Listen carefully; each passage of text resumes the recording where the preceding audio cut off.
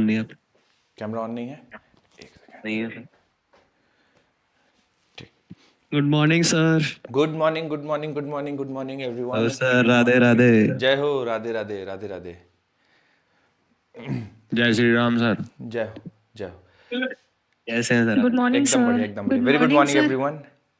कैसे हो सर? एकदम बढ़िया, एकदम बढ़िया बच्चों। आप लोग कैसे हैं सब? बेस्ट है सर। चलिए, तो बच्चों आज हम लोग नया चैप्टर शुरू करेंगे, dual nature of radiation matter. उससे पहले थोड़ा सा पोलराइजेशन का रह गया है, तो वो कंप्लीट करेंगे, फिर dual nature of radiation and matter complete करेंगे। तो आइए शुरू करते हैं। चलिए, तो पोलराइजेशन में मैंने आपको बताया था कि दो तरीके की लाइट होती है, एक प्लेन पोलराइज लाइट और एक अनपोलराइज लाइट। बच्चों आप में से कोई एक्सप्लेन करना चाहेगा अनपोलराइज लाइट क्या होती है? अनपोलराइज लाइट किसको कहेंगे और प्लेन पोलराइज लाइट क्या होती है? दोनों में क्या डिफरेंस है, या दोनों अगर आप लोग एक्सप्लेन करना चाहें, कोई बताना चाहेगा? प्लेन पोलराइज लाइट और सर जो प्लेन पोलराइज होती है एक लाइन में डेविएट करती है, और जो अनपोलराइज होती है वो और सारी डायरेक्शन में डेविएट कर जाती है। ओके, ठीक है, ठीक है। चलिए, तो जो अनपोलराइज लाइट होती है उसमें इलेक्ट्रिक फील्ड वेक्टर हर पॉसिबल डायरेक्शन में वाइब्रेट करता है, कुछ इस तरह से, है ना। हर पॉसिबल डायरेक्शन में इलेक्ट्रिक फील्ड वेक्टर वाइब्रेट करेगा, इसको हम लोग बोलते हैं अनपोलराइज लाइट, ठीक है। और प्लेन पोलराइज लाइट क्या होती है कि इलेक्ट्रिक फील्ड वेक्टर केवल और केवल एक डायरेक्शन में वाइब्रेट करेगा, यस तो सर। ये कहलाता है आपका plane polarized light. Unpolarize light से प्लेन पोलराइज लाइट में जाना ये कहलाता है पोलराइजेशन, ठीक है। और कैसे अचीव करते हैं पोलराइजेशन? बहुत सारे तरीके होते हैं, पर हमें दो तरीकों में बात करना है, दोनों तरीकों के बारे में पढ़ना है। तो एक ये होता है कि अगर आप, एक तरीका ये है कि एक प्लेन पोलराइज लाइट को आप पोलराइजर से पास कर दीजिए, ठीक है, पोलराइजर से पास कर दीजिए। सर ये पोलराइजर क्या होता है? पोलराइजर एक, आप मान लीजिए कि अरेंजमेंट है जिससे अगर आप अनपोलराइज लाइट को पास करेंगे तो वो प्लेन पोलराइज लाइट में कन्वर्ट हो जाती है, तो ये पोलराइजर कहलाता है, पोलराइजर, ठीक है। और जो भी एक्सिस ऑफ पोलराइजर होगी, जैसी एक्सिस ऑफ पोलराइजर होगी, जैसे मान लीजिए एक्सिस ऑफ पोलराइजर ऐसा है, तो प्लेन पोलराइज लाइट भी आपको ऐसी ही मिलेगी। जिस एक्सिस में पोलराइजर होगा उसी एक्सिस में प्लेन पोलराइज लाइट की इलेक्ट्रिक फील्ड वेक्टर्स वाइब्रेट करेंगे, ठीक है। तो ये कहलाता है आपका पोलराइजर। तो पोलराइजर एक ऐसे मटेरियल से मिलके बना होता है कि क्या करता है, केवल इसी, जैसे इस डायरेक्शन, मान लीजिए ये मेरा हाथ ऐसा मान लीजिए पोलराइजर है, और पोलराइजर की एक्सिस ऐसे है, और इधर से मैंने अनपोलराइज, ये पोलराइजर की एक्सिस है, मान लीजिए पेन जो है वो पोलराइजर की एक्सिस है ऐसा, ठीक है। और इधर से अनपोलराइज लाइट गई, तो पोलराइजर से पास होने के बाद केवल इसी डायरेक्शन के इलेक्ट्रिक फील्ड वेक्टर्स बचेंगे, बाकी सारे डायरेक्शन के इलेक्ट्रिक फील्ड वेक्टर्स को ये पोलराइजर एब्जॉर्ब कर लेगा, ठीक है। तो मान लीजिए अगर आपने इधर से इंटेंसिटी आई नॉट की लाइट डाली है, तो पोलराइजर से पास करने के बाद जो इंटेंसिटी मिलेगी वो आधी हो जाएगी, आई नॉट बाई टू, ठीक है। इंटेंसिटी आधी हो जाएगी क्योंकि केवल यही वाला वेक्टर पास थ्रू होने दिया जाएगा, बाकी सारे डायरेक्शन के जो वाइब्रेशंस हैं उनको एब्जॉर्ब कर लेगा पोलराइजर, ठीक है। तो ये एक प्रोसेस है, एक प्रोसेस और है जिसके बारे में हम लोग अभी बात करेंगे। तो आप लोग थोड़ा सा इसमें लिख लीजिए एक लाइन बना के, when unpolarized light when unpolarized light when unpolarized light is made when unpolarized light is made to pass through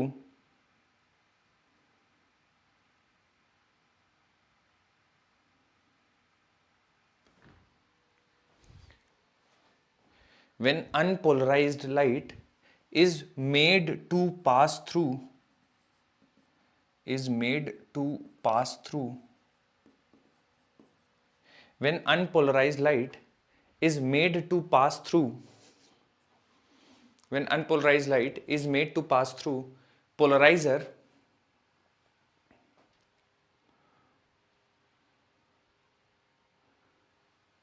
we get polarized light,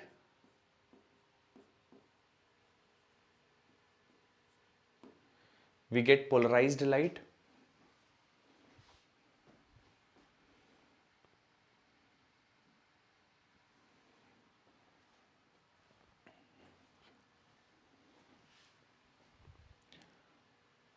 अगला पॉइंट लिखिए।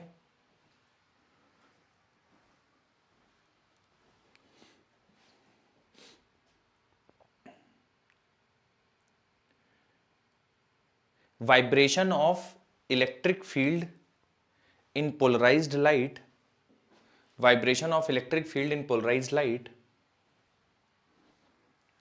vibration of electric field in polarized light,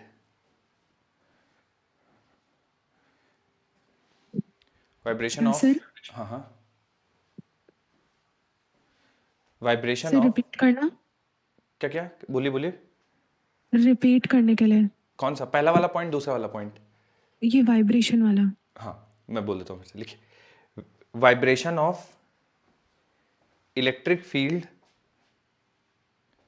vibration of electric field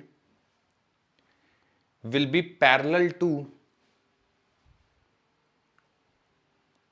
vibration of electric field will be parallel to axis of polarizer. Vibration of electric field will be parallel to axis of polarizer. Sir पहले ना आपने ये बोला था vibration of electric field in polarized light, हाँ। फिर आपने ये बोल दिया था इलेक्ट्रिक फील्ड पैरेलल टू, मतलब हम उसको काट दे पहले जो लिखा था। नहीं नहीं नहीं, नहीं काटिए नहीं, पहला वाला भी ठीक है, दूसरा वाला भी ठीक है। कहने देखिए मैं समझा देता हूँ आपको सेंस क्या बनना चाहिए जो स्टेटमेंट लिखा है। कि पहले स्टेटमेंट का सेंस ये है कि अनपोलराइज लाइट को जब पोलराइजर से पास करते हैं तो आपको पोलराइज लाइट मिलती है, पहले स्टेटमेंट का मतलब ये है। दूसरे स्टेटमेंट में ये बताना चाह रहा था कि जो इलेक्ट्रिक फील्ड जिस डायरेक्शन में वाइब्रेट करेंगी प्लेन पोलराइज लाइट में, जो पोलराइजर का एक्सिस होगा उसके पैरेलल वाइब्रेट करेंगी, ठीक है। तो दूसरे वाले स्टेटमेंट का सेंस ऐसा बनना चाहिए कि जो प्लेन पोलराइज लाइट है उसमें इलेक्ट्रिक फील्ड वेक्टर के जो वाइब्रेशन होंगे वो पोलराइजर के एक्सिस के पैरेलल होंगे, ठीक है, ये सेंस बनना चाहिए। तो जो दोनों स्टेटमेंट ठीक है, कोई गड़बड़ नहीं है। हाँ, इंटेंसिटी का और लिखना है बच्चों, तो ये डायग्राम ड्रॉ करिए और इंटेंसिटी का बहुत अच्छे से लिख लीजिएगा, बहुत यूजफुल पॉइंट है ये, बार बार आएगा। तो अगर आप आई नॉट इंटेंसिटी का लाइट गिराते हैं पोलराइजर में तो बाहर प्लेन पोलराइज लाइट मिलेगी और उसकी इंटेंसिटी इंसिडेंट इंटेंसिटी की आधी होगी। तो अगर आई नॉट से गिर रहा है तो आपको आई नॉट बाई 2 मिलेगा पोलराइज लाइट की इंटेंसिटी।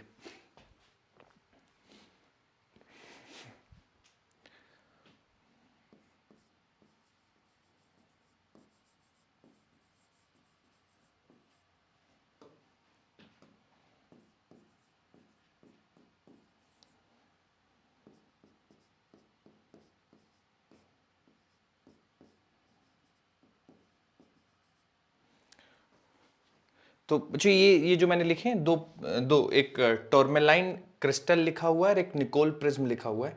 तो ये पोलराइजर इन दो मटेरियल से बनाते हैं हम लोग, है ना, टॉर्मेलाइन क्रिस्टल और निकोल प्रिज्म, इससे बनाते हैं पोलराइजर, ठीक है। तो इन दोनों मटेरियल्स में ये खास बात होती है कि ये जैसे आप जो एक्सिस ऑफ पोलराइजर होगा उसी के parallel electric field vector vibrate होंगे, बाहर आएंगे, बाकी सारे एब्जॉर्ब हो जाएंगे। तो टॉर्मेलाइन, टॉर्मेलाइन की स्पेलिंग क्या है? TOURMALIN, टॉर्मेलिन और निकोल प्रिज्म। तो इन दो क्रिस्टल है मटेरियल, ना सर वो? क्या क्या? क्रिस्टल है ना? हाँ क्रिस्टल, एक सेकंड ना मैं इसको सही कर देता हूँ, CRYSTL है।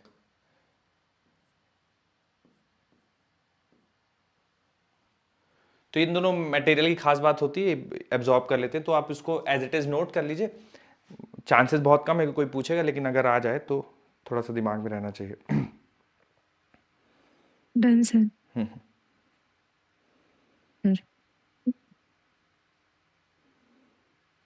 चलिए अगली हेडिंग डालते हैं, लिखिए मालूज लॉ। क्या सर? मैं लिख देता हूं यहां पे,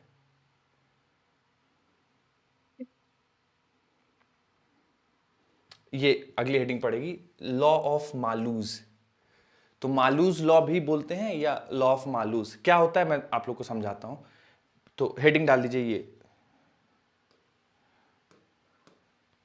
ये हेडिंग पड़ेगी अगली। लॉ ऑफ मालूज या मालूज लॉ। क्या देखिए इसका मतलब है, मैं पहले समझा देता हूं, फिर इसका जो स्टेटमेंट है वो भी पढ़ लेंगे। देखिए ये बोला गया कि जैसे अगर आपके पास प्लेन पोलराइज्ड लाइट है, ठीक है, ये मान लीजिए कुछ ऐसी प्लेन पोलराइज्ड लाइट है, ठीक है, इसके वाइब्रेशंस इलेक्ट्रिक फील्ड के एक ही डायरेक्शन में हो रहा है, ये प्लेन पोलराइज्ड लाइट है, और इस प्लेन पोलराइज्ड लाइट को आपने एनालाइजर से पास किया। सर ये एनालाइजर क्या होता है? तो देखिए एनालाइजर और पोलराइजर दोनों सेम मटेरियल के बने होते हैं, ठीक है, दोनों सेम होते हैं, एनालाइजर और पोलराइजर दोनों सेम होते हैं। सर अगर दोनों सेम होते हैं तो नाम क्यों अलग अलग कर दिया, फिर पोलराइजर या ही रखते हैं दोनों का। डिफरेंस ये है कि देखिए पोलराइजर मतलब जब हम बोलते हैं तो इसका मतलब हम उससे प्लेन अनपोलराइज लाइट पास करते हैं और फिर पोलराइज लाइट मिलती है पोलराइजर में, ठीक है, जैसे कि हम लोगों ने यहाँ पे किया था। तो ये जो सिचुएशन है ये पोलराइजर है, ठीक है, ये पोलराइजर है। सर तो फिर एनालाइजर क्या होता है? एनालाइजर होता है कि उसमें आप ऑलरेडी एक पोलराइज लाइट है वही पास करा रहे हो, ठीक है, बस अंतर ये रहेगा कि इस बार जो एक्सिस होगी इस पोलराइजर की, वो एक्सिस प्लेन पोलराइज लाइट से कुछ एंगल पे होगी, ठीक है। तो प्लेन पोलराइज लाइट का ये एक्सिस है, ठीक है, तो जो एक्सिस ऑफ एनालाइजर होगी, ठीक है, वो एक एंगल थीटा पे होगा, ये एनालाइजर है। तो एनालाइजर क्या है कि पोलराइजर जिस मटेरियल का बना होता है एनालाइजर भी उस मटेरियल का बना होता है, दिखता भी वैसा ही है, बस ये कि पोलराइजर में क्या करते हैं कि प्लेन मतलब अनपोलराइज लाइट पास कराते हैं और एनालाइजर में ऑलरेडी जो पोलराइज लाइट है उसको पास कराते हैं, और जो रिजल्ट मिलता है ये पास करेगी वाइब्रेशन इसके, मतलब इसका जो एक्सिस है एनालाइजर का मान लीजिए ऐसा है, कुछ थीटा एंगल बना रहा है प्लेन पोलराइज लाइट से, तो इधर के साइड जो आपको पोलराइज लाइट मिलेगी वो कुछ इस तरह से मिलेगी, ठीक है, इसी तरह से कुछ मिलेगी, ठीक है, इस तरह से कुछ। तो इंसिडेंट मान लीजिए ऐसा है, ठीक है, और ये जो एक्सिस है एनालाइजर का वो कुछ थीटा एंगल बना रहा है, तो प्लेन पोलराइज लाइट ऐसे जाएगी पास करेगी। अब ऐसा आप सोच लीजिए कि इलेक्ट्रिक फील्ड के दो कंपोनेंट है, एक अलोंग एक्सिस और एक परपेंडिकुलर टू एक्सिस। तो परपेंडिकुलर टू एक्सिस वाला एब्जॉर्ब हो जाएगा और जो कंपोनेंट अलोंग द एक्सिस है वही बाहर आएगा। तो जो आप एनालाइजर से पास करेंगे तो जिस हिसाब से एनालाइजर की एक्सिस होगी उसी हिसाब से आपकी प्लेन पोलराइज लाइट का भी इलेक्ट्रिक फील्ड वेक्टर वाइब्रेट करेगा, ठीक है। और अगर मान लीजिए ये जो इंसिडेंट इंटेंसिटी है ये कुछ मान लेते हैं I1 है, तो इधर जो आपको इंटेंसिटी मिलेगी वो मिलेगी I1 cos स्क्वायर थीटा, ये आपको इंटेंसिटी मिलेगी जब आप एनालाइजर से पास कर लेंगे। और मान लीजिए एक समझा रहा हूं कि मान लीजिए आपके पास ऑलरेडी एक अनपोलराइज लाइट होती, मान लीजिए एक अनपोलराइज लाइट होती जिसके इलेक्ट्रिक फील्ड वेक्टर हर पॉसिबल डायरेक्शन में वाइब्रेट कर रहे हैं, ठीक है। अगर आप इसको पोलराइजर से पास कराएंगे, ठीक है, इसको पोलराइजर से पास कराते हैं, इस पोलराइजर की एक्सिस कुछ इस तरह से है मान लीजिए, तो ये अनपोलराइज लाइट ये पास होगी पोलराइजर से, पोलराइजर से पास होगी तो हमें एक मिल जाएगी लाइट जिसकी एक्सिस पोलराइजर के एक्सिस के पैरेलल होगी, प्लेन पोलराइज लाइट मिल जाएगी। फिर एनालाइजर से पास करेंगे तो intensity I1 cos square theta होगी। मान लीजिए इसकी इंटेंसिटी I0 है, तो बच्चों आप लोग बता सकते हैं कि इसकी इंटेंसिटी कितनी होगी। अगर मान लीजिए इसकी इंटेंसिटी I0 है, I0/2 I0/2 बिल्कुल, ठीक है। तो जितनी 100 मेगा मान लीजिए एक 100 वाट पर मीटर स्क्वायर की इंटेंसिटी इसकी है, तो पोलराइजर से पास होने के बाद ये 50 बचेगी। अगर फिर आपने एनालाइजर लगा दिया है जिसका एक्सिस इलेक्ट्रिक फील्ड वेक्टर के एक्सिस से कुछ एंगल बना रहा है, तो फिर इधर जो मिलेगा वो 50 cos स्क्वायर थीटा मिलेगा, ठीक है। तो I0/2 का cos स्क्वायर थीटा होगा, तो जितनी इंटेंसिटी एनालाइजर पे गिरेगी, एनालाइजर से जो बाहर इंटेंसिटी मिलेगी वो cos स्क्वायर थीटा से मल्टीप्लाई हो जाएगी, यानी जितनी इंटेंसिटी गिरेगी उससे कम कुछ मिलेगा आपको इस साइड, ठीक है। और जब पोलराइजर से पास करेंगे तो बिना किसी रूल के डायरेक्ट इंटेंसिटी आधी हो जाएगी, तो ये कहलाता है पोलराइजर, ये कहलाता है एनालाइजर। और ये जो हमें ये फॉर्मूला है I' बराबर incident intensity on analyser into cos square theta, यही कहलाता है मालूज लॉ, ठीक है, ये स्टेटमेंट कहलाता है आपका मालूज लॉ। ठीक है, ये मालूज लॉ है। तो मैं थोड़ा सा पढ़ देता हूं आपको मालूज लॉ, कुछ इंपॉर्टेंट होगा तो लिख लेंगे, नहीं तो केवल स्टेटमेंट लिखेंगे। ठीक है, क्या कह रहा है? When a completely plane polarize light beam is incident on an analyzer, then intensity of emergent light varies as the square cosine of the angle between the planes of transmission axis of analyzer and the polarizer। तो थोड़ा complicated तरीके से लिखा गया है। कहने का क्या मतलब है, एक सेकंड, कहने का क्या मतलब है कि अगर इधर I1 इंटेंसिटी गिर रही है तो इधर मिलेगा आपको I1 cos स्क्वायर थीटा, जहां पे ये थीटा होगा जो इलेक्ट्रिक फील्ड वेक्टर है या पोलराइजर की जो एक्सिस है, क्योंकि ये दोनों पैरेलल होंगे, और इससे फिर जितना एनालाइजर एक्सिस टिल्टेड होगा उसका cos स्क्वायर थीटा मिलेगा। तो मैं चाहता हूं आप पूरा उस वर्ड्स में मत लिखिए, हेडिंग डाल दिया आपने लॉ ऑफ मालूस, उसके बाद ये डायग्राम ड्रॉ करिए और बस इतना लिख लीजिए, I डैश बराबर I1 cos square theta.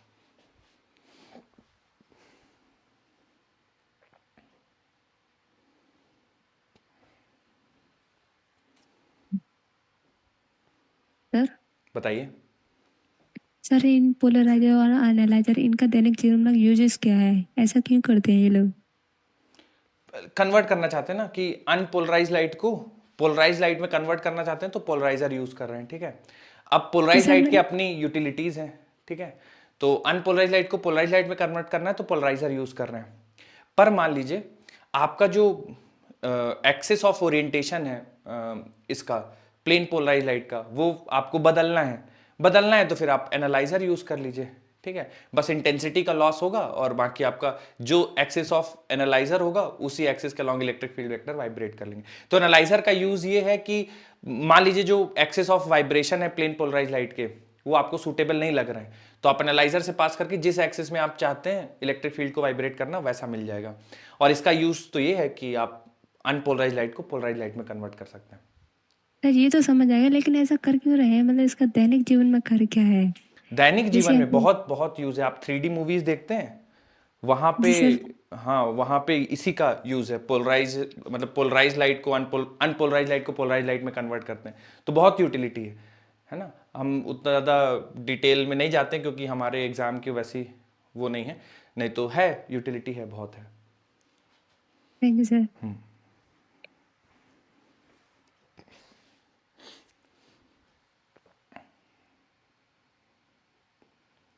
Okay sir. लिख लिया?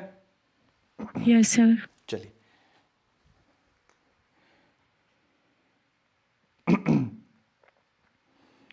मैं देखता हूँ बच्चों एक सवाल कर लेंगे अगर इस पे हम लोग को मिलता है तो।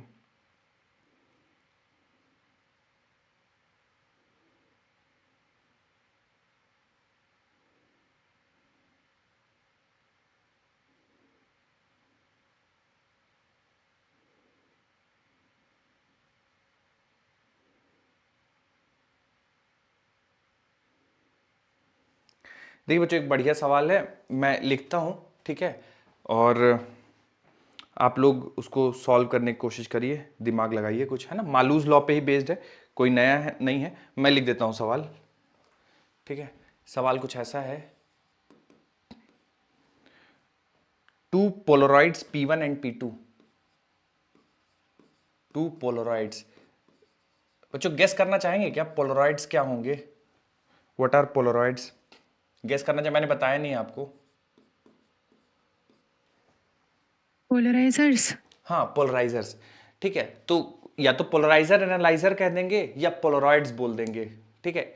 तो सेम मीनिंग है, पोलराइजर एनालाइजर पोलराइड, तीनों इंटरचेंजेबल हैं, ठीक है, एक ही मटेरियल से बनते, वही है सब कुछ, ठीक है। तो बोला गया है कि two polaroids are placed with their axis perpendicular to each other. Two polaroids are placed at 90 degree to each other, ठीक है। Unpolarized light I naught is incident on P1, तो unpolarized light is incident on P1, unpolarized light with intensity I naught incident on P1.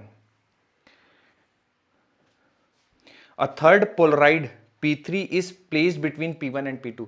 तो P1 का axis मान लीजिए ऐसा है कुछ, ये P1 का एक्सिस है, ठीक है, ये P1 का एक्सिस है और I नॉट इससे पास होती है, उसके बाद ये लास्ट में रखा हुआ है P2 और P2 इसके जस्ट परपेंडिकुलर है, ठीक है। तो P2 आप मान लीजिए कि परपेंडिकुलर है, कुछ इस तरह से है P2 का एक्सिस, ठीक है। फिर बोला third Polaroid P3 is kept, third Polaroid P3 is kept between P1 and P2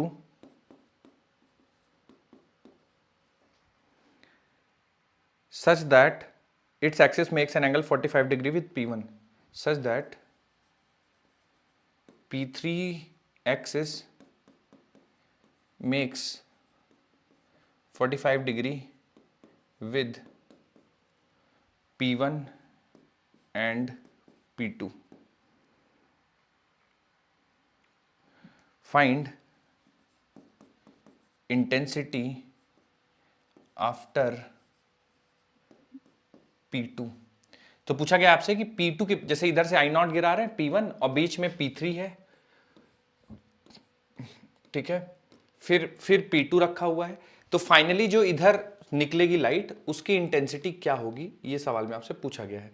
options मैं लिख देता हूं यहां पे, I not by 2, I not by 4,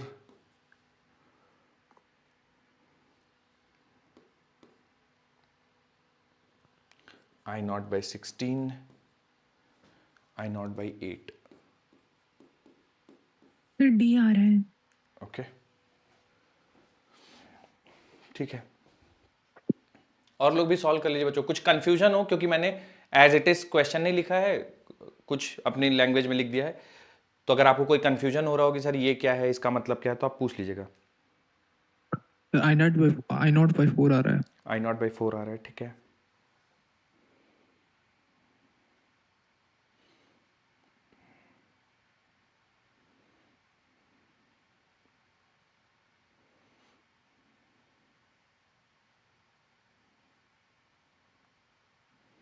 और बच्चों वेट कर रहा हूँ, और किसी का आ जाए कुछ बताना चाहें अगर।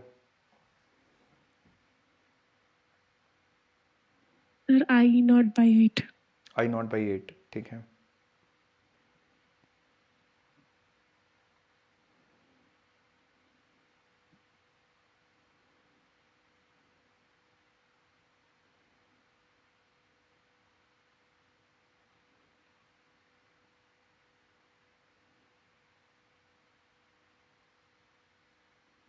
सर आई नॉट बाई 8 ही आएगा सर, आई नॉट बाई 4 नहीं आएगा सर।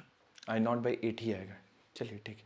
हाँ बच्चों एक चीज बताइए पहले, कि जैसे पहले वाले ये जो पहला पोलराइड है या पोलराइजर बोल दीजिए, इससे जब लाइट पास हो जाएगी तो यहाँ पे जो इंटेंसिटी बचेगी वो कितना I होगा? Not by 2। I not by I not by 2 हो जाएगी सर। ये देखिए है ना, ये I नॉट बाई 2 हो जाएगी और पैरेलल टू रहेगी P1।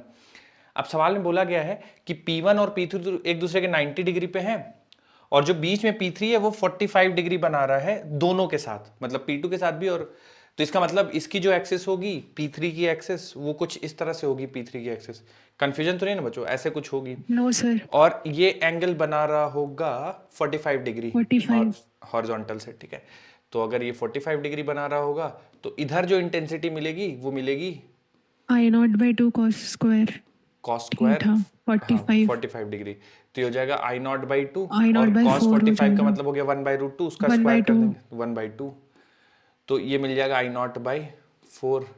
उसके बाद बोला गया है कि अच्छा अब जो वाइब्रेशंस होंगे वो ऑलरेडी इसके हिसाब से एडजस्ट हो गए हैं P3 के हिसाब से, और फिर P3 और चूंकि ये एंगल भी 45 डिग्री है, तो इधर जो इंटेंसिटी मिलेगी I डैश वो होगी इस वाली इंटेंसिटी, यानी I नॉट बाई 4 का cos स्क्वायर 45 डिग्री करेंगे, तो ये बन जाएगा I नॉट बाई 4 और cos स्क्वायर 45 का मतलब 1/2, यानी I not by 2 sorry I not by 8, D option हो जाएगा।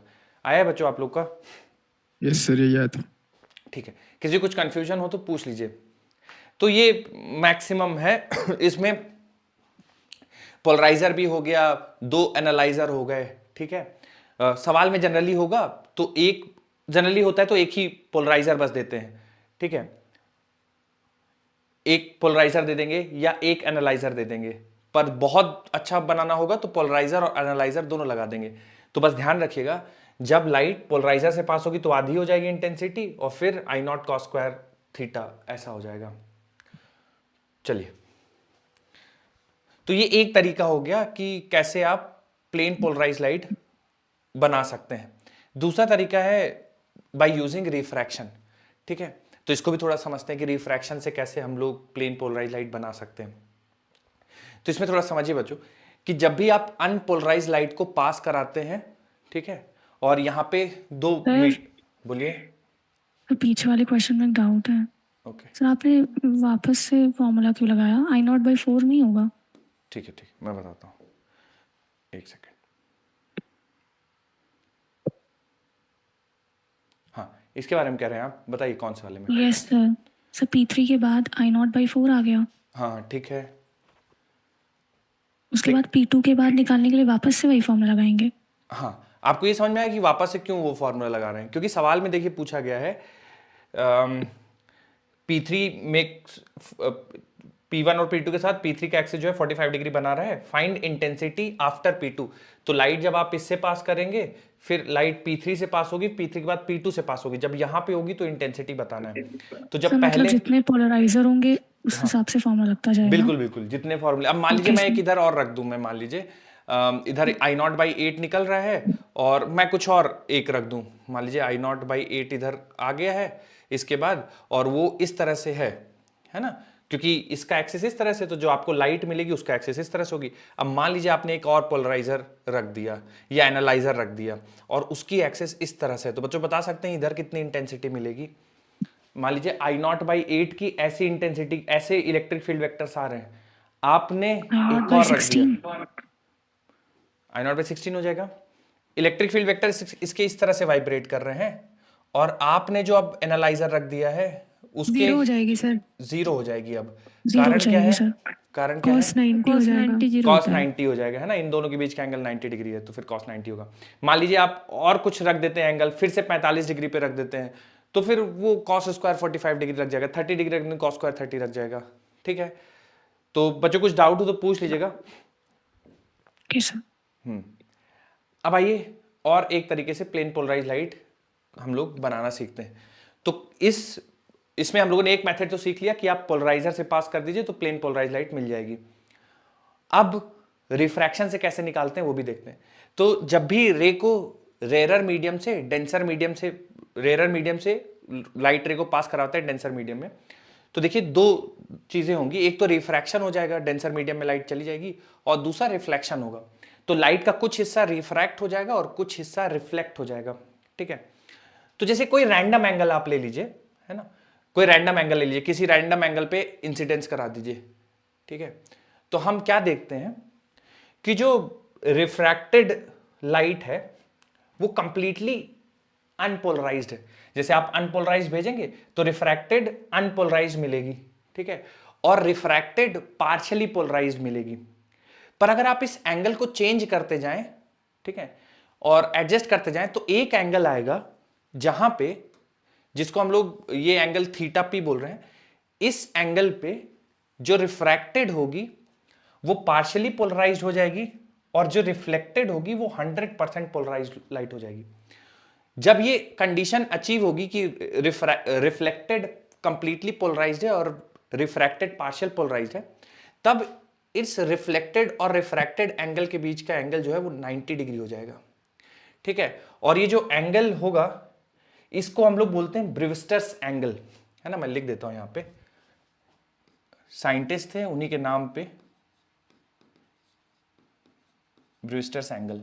तो अगर ब्रिवस्टर्स एंगल पे इंसिडेंट होगा लाइट का, तो जो रिफ्लेक्टेड लाइट होगी वो कंप्लीटली पोलराइज्ड होगी और रिफ्रैक्टेड वाली पार्शियल पोलराइज्ड होगी। तो अगर आप ब्रिवस्टर्स एंगल पे इंसिडेंट कराते हैं तो unpolarized light completely polarized light में कन्वर्ट हो जाएगी, ठीक है। और जो भी प्लेन होगा उसके परपेंडिकुलर, तो अनपोलराइज्ड लाइट में तो इलेक्ट्रिक फील्ड वेक्टर हर डायरेक्शन में वाइब्रेट करते हैं। रिफ्लेक्शन के बाद जो पोलराइज्ड लाइट मिलेगी उसके इलेक्ट्रिक फील्ड वेक्टर इस तरह से वाइब्रेट करेंगे, ठीक है, perpendicular to the plane of incidence. तो इस तरह से इलेक्ट्रिक फील्ड वेक्टर वाइब्रेट कर रहे हैं, ठीक है। तो ये आपको मिल जाएगा। तो थोड़ा सा इसमें कैलकुलेशन करते हैं, फिर मैं और आपको समझाऊंगा और इसमें डिस्कशन करेंगे। तो देखिए, आप बोलेंगे ये मान लीजिए एयर है, ठीक है, तो refractive index 1 into sine theta P बराबर इसका रिफ्रैक्टिव इंडेक्स म्यू है into sine theta R, angle of refraction, ठीक है। अब बच्चों ध्यान से देखिएगा, अगर ये एंगल 90 डिग्री है, ठीक है, सर ये 90 डिग्री कैसे हो गया, मतलब क्या कंडीशन है? देखिए, अगर ये 90 डिग्री नहीं होगा तो आपको कंप्लीटली पोलराइज लाइट नहीं मिलेगी। तो इन दोनों एंगल का 90 डिग्री होना मस्ट है, तभी रिफ्लेक्टेड वाली फुल्ली पोलराइज्ड मिलेगी। तो अगर ये 90 डिग्री है तो जो थीटा आर है ना, देखिएगा ध्यान से, 45 होगा। 45 होगा। और कोई कुछ बताना चाहे बच्चों, अगर ऐड करना चाहे? ये 90 डिग्री होगा और ये बताना है आपको ये वाला एंगल कितना होगा। देखिए, अगर ये थीटा पी है तो इसको थीटा पी होना पड़ेगा। कारण क्या है बच्चों? दोनों थीटा पी कैसे बोल पा रहे हैं? Reflection, law of reflection, law of reflection, angle of incidence must be equal to angle of reflection, सही बात है। तो ये दोनों थीटा पी होंगे, ये 90, तो बच्चों थीटा आर को in terms of theta P लिखना चाहे अगर, तो कोई बता सकता है क्या? थीटा आर, सर थीटा, हाँ, थीटा पी के इक्वल ही होगा। थीटा पी के इक्वल होगा, ओके। नहीं, हाँ हाँ, बता सकते हैं बच्चों आप लोग? चलिए एक और हिंट देता हूं मैं आप लोग को। ये स्ट्रेट लाइन है बच्चों, ये वाली जो लाइन है ना, ये स्ट्रेट लाइन है, मतलब कि ये पूरा जोड़ देंगे आप तो 180 डिग्री होगा। Sir 90 minus theta P. 90 minus theta P, बिल्कुल। थीटा आर जो होगा वो 90 माइनस थीटा पी होगा। सर कैसे पता आपको? क्योंकि देखिए ये 90 डिग्री है, अब टोटल ये 180 डिग्री है, ठीक है, बीच वाला एंगल 90 मतलब इसका और इसका सम 90 डिग्री होगा, तो थीटा आर बराबर 90 माइनस थीटा पी। बच्चों नहीं समझ में आया तो पूछ लीजिएगा। देखिए, जो थीटा आर होगा वो 90 माइनस थीटा पी के बराबर होगा, तो अब यहाँ पे सब्स्टिट्यूट कर देंगे तो ये बन जाएगा साइन थीटा पी बराबर mu times sine theta R. Theta R की जगह मैं रख दूंगा 90 माइनस थीटा पी, ठीक है। तो ये बन जाएगा साइन थीटा पी बराबर mu times sign 90 minus theta is cos theta, तो ये कॉस थीटा पी बन जाएगा। तो यहां से हम लोग बोल सकते हैं कि टैन थीटा पी बराबर आ जाएगा म्यू, ठीक है, टैन थीटा पी बराबर म्यू। तो ये कहलाता है आपका ब्रूस्टर्स एंगल या एंगल ऑफ पोलराइजेशन। जिस एंगल पे रिफ्लेक्टेड रे कंप्लीटली पोलराइज्ड मिलती है वो कहलाता है एंगल ऑफ पोलराइजेशन या ब्रूस्टर्स एंगल। तो यहां से अगर आप थीटा पी, कई बार आपसे डायरेक्ट पूछ देगा कि गिवन मीडियम के लिए बताइए, तो थीटा पी बराबर tan इनवर्स म्यू, ठीक है।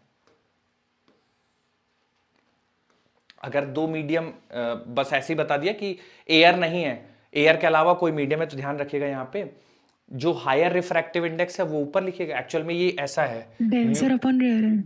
हाँ बिल्कुल, डेंसर अपॉन रेयर है। इसी तरह से बच्चों हम लोग एक फॉर्मूला पढ़ते थे क्रिटिकल एंगल का, तो साइन क्रिटिकल बराबर sine rarer by inverse denser 1 upon mu, ऐसा कुछ आता था, ठीक है। तो क्रिटिकल एंगल बराबर साइन इनवर्स 1 अपॉन म्यू आता था। तो उसमें छोटी वैल्यू न्यूमरेटर में जाती थी, बड़ी वैल्यू डिनोमिनेटर में। इसमें उल्टा है, थोड़ा सा ध्यान रखिएगा, ठीक है। तो इसमें साइन इनवर्स 1 अपॉन म्यू बनता था, इसमें थीटा tan इनवर्स म्यू बनेगा। तो नोट कर लीजिए बच्चों।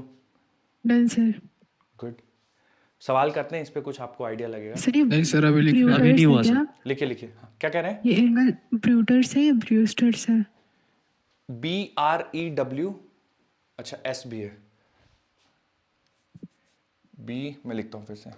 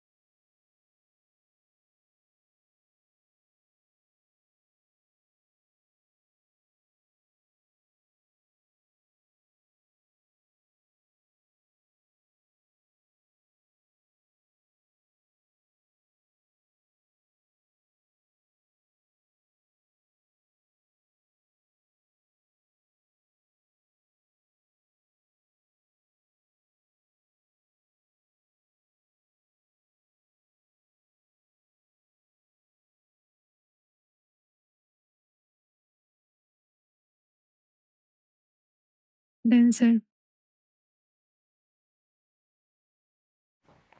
ठीक है बच्चों, सवाल करते हैं इस पे फिर। 5 सेकंड और।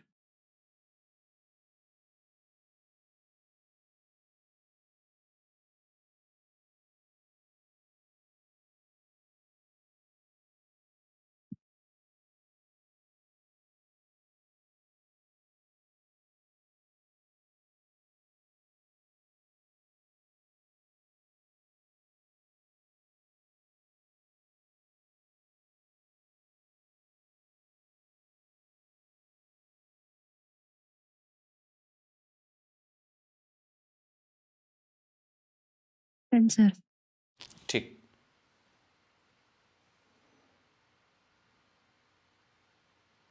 चलिए बच्चों सवाल लगाता हूं मैं इसी पे, ब्रिस्टर्स एंगल पे। Okay sir. देखिए जरा, आसान आसान से तुरंत बताइएगा आप लोग answer. For a given medium the polarizing angle is 60 degree, what will be the critical angle for this medium?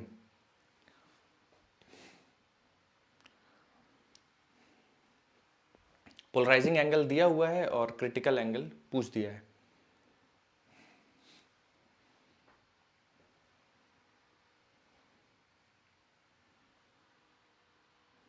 अगर स्टैंडर्ड वैल्यू नहीं आए तो भी चलेगा।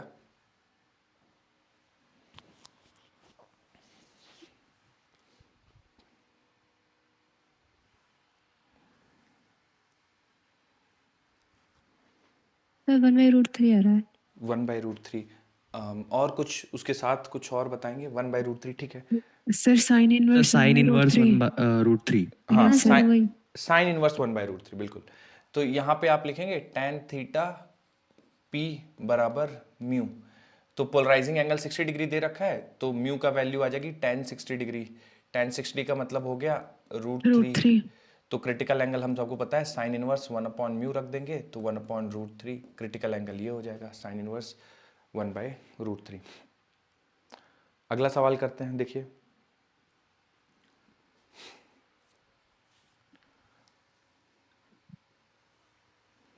एक बार बैक स्लाइड करिएगा।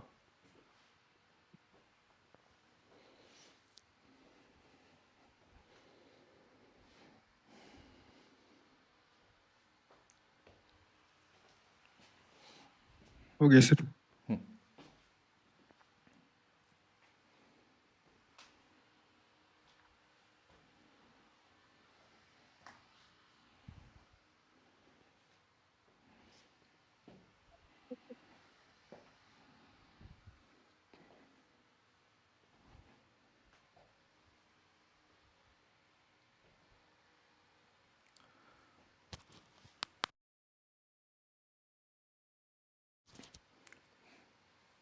बच्चे स्टैंडर्ड इसमें भी नहीं आए तो कोई ठीक, कोई बात नहीं, पर बताने की कोशिश कीजिएगा। स्टैंडर्ड एंगल नहीं आएगा चलेगा।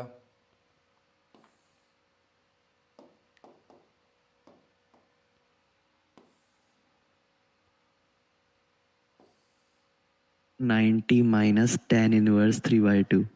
90 माइनस tan इनवर्स 3/2। ओके, चलिए बच्चों, इसको angle of polarization theta P और ये एंगल ऑफ रिफ्रैक्शन आर बोल यस देते सर हैं। यही आ रहा है। ठीक है, आर की वैल्यू पूछी गई है देखिए सवाल में। तो शुरू करते हैं सॉल्व करना। तो हमें पता है कि tan थीटा पी और ये बराबर होगा रिफ्रैक्टिव इंडेक्स म्यू के, जो कि इस सवाल में दे रखा है 3/2। ठीक है, तो थीटा पी बराबर आ जाएगा tan इनवर्स 1.5 या tan इनवर्स 3/2, ये थीटा पी आ जाएगा। और हमें पता है कि जब 90 माइनस। हाँ बिल्कुल, ये एंगल 90 डिग्री होगा जब कंप्लीटली पोलराइजेशन होगा, और ये भी थीटा पी होगा। तो जो आर होगा वो हो जाएगा आपके पास 90 माइनस थीटा पी।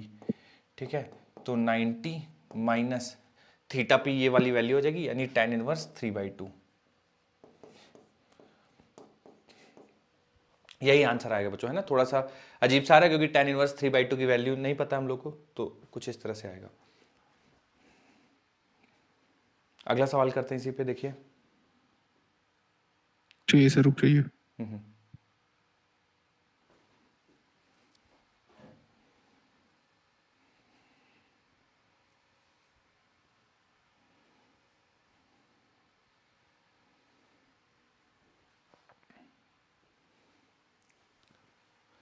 एक सेकंड बच्चों, ये हमारा कल का है, डिफ्रैक्शन का है, पहले इसके कर लेते हैं एक और। ये लीजिए।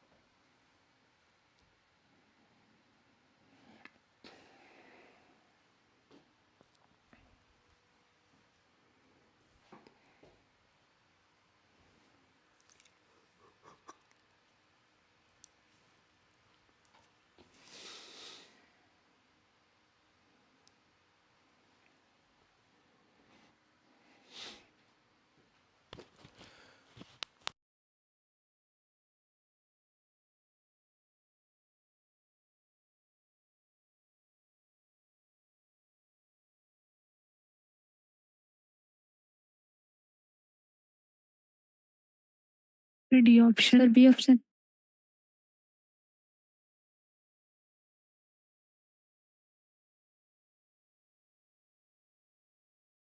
क्या आंसर आएगा?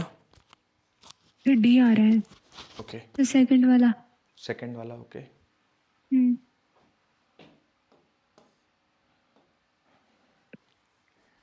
चलिए। तो देखिए, पहला आपको जो इन्फॉर्मेशन दिया ना, वो आपको ये बताने के लिए कि आप ताकि रिफ्रैक्टिव इंडेक्स निकाल पाए, ठीक है। तो रिफ्रैक्टिव इंडेक्स का फॉर्मूला होता है tan theta p is equal to mu. तो सवाल में बोला गया है Brewster's angle for glass air interface is this much. तो रूट 2 हो 54, जाएगी। हाँ बिल्कुल, 54.74 ये म्यू होगा। तो देखिए सवाल में बता रखा है कि इसकी वैल्यू √2 के बराबर होती है, इसका मतलब रिफ्रैक्टिव इंडेक्स √2 है, और एंगल ऑफ रिफ्रैक्शन पूछा गया है। अब बच्चों इसमें थोड़ा सा ध्यान दीजिएगा, ब्रूस्टर एंगल पे नहीं इंसिडेंट हो रहा है, आप देख रहे होंगे कि 45 डिग्री पे है। इसका मतलब Yes, sir. रिफ्लेक्टेड और रिफ्रैक्टेड के बीच में 90 डिग्री एंगल होना जरूरी नहीं है, वो तभी होता है जब ब्रूस्टर्स एंगल पे एंगल ऑफ इंसिडेंस होता है। तो यहाँ पे किसी रैंडम एंगल पे रिफ्रैक्ट हो रही होगी, ठीक है, और इसको ये वाला एंगल आपको दिया हुआ है 45 डिग्री, तो Snell's law लगा देंगे। बिल्कुल 1 इंटू साइन इंसिडेंस जो कि 45 डिग्री दिया हुआ है बराबर म्यू, यानी जो √2 है, ठीक है, इंटू साइन आर। तो यहाँ से देखिए 1/√2, और ये √2 इधर और आ जाएगा, ठीक है, बराबर साइन आर। तो यहाँ से आपको दिख रहा होगा कि साइन आर की वैल्यू 1/2 है, यानी एंगल ऑफ रिफ्रैक्शन 0.5, 30 डिग्री, यानी साइन इनवर्स 1/2। कोई ऑप्शन, अच्छा ये है ना 0.5 0.5, बिल्कुल यही आ रहा है सर। बिल्कुल यही आएगा। बच्चों इस बार हम लोगों ने ऐसा क्यों नहीं बोला कि r should be equal to 90 minus theta P, ऐसा सर क्यों नहीं क्योंकि बोल दिया? ब्रूस्टर एंगल पे नहीं स्ट्राइक कर रही वो, इसलिए। हाँ बिल्कुल, ब्रूस्टर्स एंगल पे नहीं रे गिर रही है, 45 डिग्री पे गिर रही है, ब्रूस्टर्स एंगल 54.74 था। अगर 54.74 पे गिरती तब हम ये बोल देते। चलिए आखिरी सवाल है बच्चों इस पे, देखिए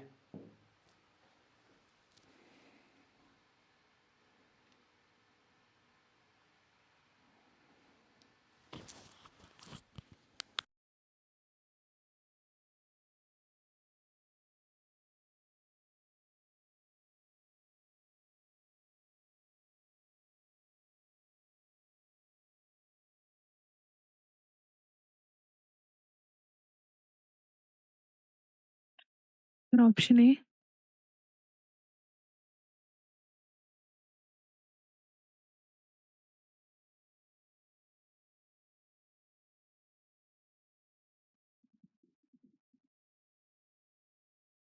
सर ए आ रहा है।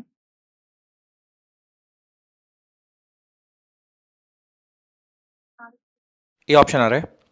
Yes sir.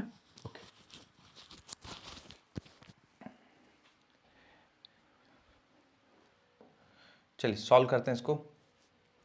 Unpolarise light is incident on the glass surface of refractive index 1.73 at polarizing angle. तो थीटा पी बराबर आ जाएगा tan इनवर्स म्यू, ठीक है, और रिफ्रैक्टिव इंडेक्स 1.73 है, तो इसको हम लोग बोल देंगे 60 डिग्री पोलराइजिंग एंगल आ जाएगा। सवाल पूछा एंगल ऑफ रिफ्रैक्शन, तो चूंकि पोलराइजिंग एंगल पे ही गिर रहा है तो एंगल ऑफ रिफ्रैक्शन हो जाएगा 90 माइनस 60। बिल्कुल 90 माइनस 60 दैट इज 30 डिग्री, तो ऑप्शन ए आ जाएगा। ठीक है, बस ऐसे ही सवाल पूछे जाएंगे आपसे, है ना, और कोई बहुत ज़्यादा कॉम्प्लिकेटेड नहीं। ब्रूस्टर्स एंगल आपको निकालने के लिए बोल देंगे, पहला ब्रूस्टर्स एंगल दिया होगा, एंगल ऑफ रिफ्रैक्शन पूछ देंगे, या ब्रूस्टर्स एंगल दिया होगा क्रिटिकल एंगल पूछ देंगे, या क्रिटिकल एंगल दिया होगा ब्रूस्टर्स एंगल पूछ लेंगे। बस इसी तरह से चीज़ें पूछी जाएंगी और बहुत ज़्यादा कुछ कॉम्प्लिकेटेड। सर एक बार वो फिर से बताना, ब्रिस्टल्स एंगल कौन सा वाला होता है? कौन सा वाला होता है जिस मतलब पे जो डायग्राम में जो बताया था ना, उसमें बताना, मैंने समझ नहीं पाए थे। Yes sir. ये ब्रूस्टर्स एंगल है, ये वाला ब्रूस्टर्स एंगल है। ठीक है, अच्छा, जो इंसिडेंट हो रहा है वही वाला? हाँ उसको भी बोल सकते हैं और जो रिफ्लेक्टेड है उसको भी बोल सकते हैं, क्योंकि दोनों बराबर है ना। ये ब्रूस्टर एंगल होगा, angle of incidence Brewster angle होगा, पर ध्यान रखिएगा उस एंगल पे, ब्रूस्टर एंगल पे इंसिडेंस होगा तो क्या होगा, एक तो रिफ्लेक्टेड रे आपको 100% पोलराइज मिलेगी, पहली चीज। दूसरा, रिफ्लेक्टेड और रिफ्रैक्टेड के बीच का एंगल 90 डिग्री होगा। ये केवल ब्रूस्टर्स एंगल्स पे ही होगा और बाकी किसी एंगल पे नहीं होगा। एंगल ऑफ पोलराइजेशन पे जब इंसिडेंट होगा तभी होगा। और जो पोलराइज्ड लाइट का इलेक्ट्रिक फील्ड वेक्टर होगा वो perpendicular to the plane of incidence vibrate कर रहा होगा। तो जैसे ये पेन का डायरेक्शन है वैसे इलेक्ट्रिक फील्ड वेक्टर्स वाइब्रेट कर रहे होंगे। तो तीन चीजें ध्यान रखिएगा बस। चलिए बच्चों, अगली हेडिंग डालिए, dual nature of radiation and matter. तो dual nature of radiation and matter पढ़ेंगे, आखिरी सेगमेंट है मॉडर्न फिजिक्स। ठीक है, सर ये नई चैप्टर है? बिल्कुल नया चैप्टर है, dual nature of radiation and matter. मैं दिखा देता हूँ आपको क्या हेडिंग पढ़नी चाहिए। ये हेडिंग पड़ेगी, dual nature of radiation and matter.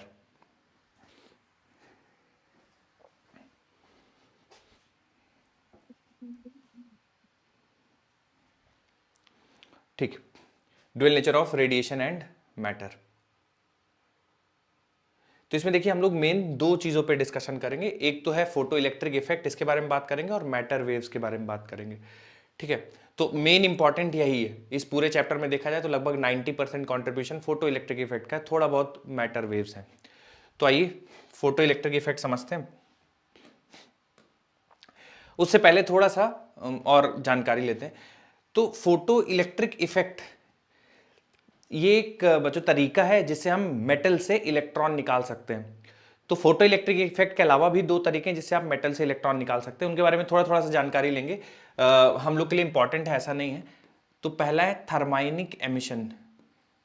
बच्चों कोई समझाना चाहेगा थर्माइनिक एमिशन? अगर नाम से पता चल रहा हो या कहीं टेम्परेचर देकर या गरम करके? गरम करके, बिल्कुल। आप टेम्परेचर देके मेटल से इलेक्ट्रॉन्स को रिमूव करते हैं तो इसको हम लोग बोलते हैं थर्माइनिक एमिशन। तो जैसे ये मान लीजिए ऐसा फिलामेंट है और इसको हम लोग कनेक्ट कर देते हैं मान लीजिए बैटरी से। ठीक है, तो लगातार करंट पास होगी, फिलामेंट हीट होगा और फिलामेंट के हीट होने की वजह से इलेक्ट्रॉन्स बाहर निकलेंगे, इसी को हम लोग बोलते हैं थर्माइनिक एमिशन। दूसरा होता है फील्ड एमिशन। अगर कोई जानता हो बच्चों फील्ड एमिशन के बारे में बताना चाहे अगर? इलेक्ट्रिक की हेल्प से। हाँ, इलेक्ट्रिक फील्ड, बहुत स्ट्रॉन्ग इलेक्ट्रिक फील्ड लगा देते हैं मेटल सरफेस पे, तो फिर उससे इलेक्ट्रॉन्स बाहर आने लगते हैं। जैसे मान लीजिए कि ये मेटल सरफेस है और यहाँ पे इलेक्ट्रॉन्स है बाउंड्री पे, और आपने इलेक्ट्रिक फील्ड, बहुत स्ट्रॉन्ग इलेक्ट्रिक फील्ड कुछ इस तरह से लगा दी, तो इन पे जो इलेक्ट्रिक फोर्स लगेगा वो इस डायरेक्शन में लगने लगेगा, opposite to the direction of electric field, और बहुत पावरफुल इलेक्ट्रिक फील्ड है तो फिर ये बाहर आ जाएंगे इस इलेक्ट्रिक फोर्स के कारण। इसको बोला जाता है फील्ड एमिशन। फिर तीसरा है जिसके बारे में बहुत डिटेल में पढ़ने वाले हैं, फोटो इलेक्ट्रिक इफेक्ट। ठीक है, तो क्या होता है बच्चों, आप लोग पढ़े तो होंगे केमिस्ट्री। हाई इंटेंसिटी की लाइट, हाई मेटल इंटेंसिटी की सरफेस लाइट पर गिराते हैं, ओके, मेटल पे होती है। सरफेस पे, और फिर इलेक्ट्रॉन इजेक्ट हो जाता है इलेक्ट्रॉन्स बाहर आ जाते हैं एक्साइट होके। बिल्कुल बिल्कुल, इसी को फोटो इलेक्ट्रिक इफेक्ट कहते हैं, एकदम सही है। इसमें क्या करते हैं कि हम लोग मेटल लेते हैं और उस पर सूटेबल फ्रीक्वेंसी की लाइट गिराते हैं। ठीक है, अभी हम लोग बहुत डिटेल में पढ़ने वाले हैं इसके बारे में। तो लाइट रेज इंसिडेंट होगी, यहाँ पे रहते हैं सरफेस पे इलेक्ट्रॉन्स, इलेक्ट्रॉन्स इस एनर्जी को एक्सेप्ट करते हैं और बाहर आ जाते हैं। तो जो इलेक्ट्रॉन्स बाहर आते हैं उसको बोलते हैं हम लोग फोटो इलेक्ट्रॉन्स। ठीक है, और इस पूरे फिनोमेना को बोला जाता है फोटो इलेक्ट्रिक इफेक्ट। तो इनके बारे में बस बेसिक बेसिक थोड़ा सा हम लोग लिख लेंगे एक एक लाइन, और ये मेन डिटेल में इसके बारे में फोटो इलेक्ट्रिक इफेक्ट के बारे में पढ़ना है। तो बच्चों मैं चाहता हूँ आप ये तीनों डायग्राम ड्रॉ कर लीजिए और फिर कुछ लगेगा तो मैं लिखवा दूंगा आपको।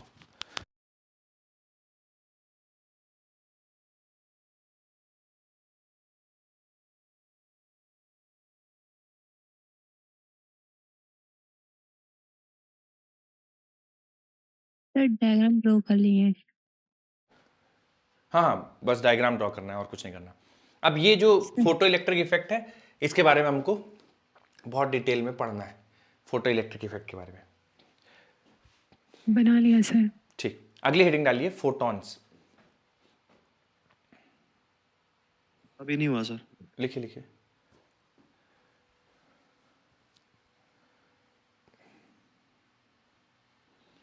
हेडिंग के डालनी है। फोटॉन।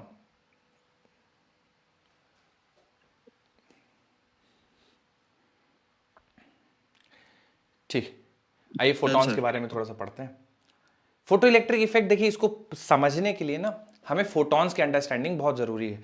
तो ऑलरेडी आप लोग पढ़ चुके हैं, मैं थोड़ा सा बस आपको एक तरह से रिवीजन कराऊंगा फोटॉन्स की और उनकी प्रॉपर्टीज का, और फिर सवाल करेंगे उसी पे बेस। वैसे बच्चों होता क्या है फोटॉन्स, अगर आपको कोई सर समझाने लाइट के लिए। के पार्टिकल, लाइट मतलब पार्टिकल जो होते हैं लाइट के पार्टिकल, क्वांटम उनको कहते हैं। ठीक है, बहुत बढ़िया, बिल्कुल ठीक है कि जो एक्चुअली फोटो इलेक्ट्रिक इफेक्ट को वेव नेचर ऑफ लाइट से समझाया नहीं जा सकता।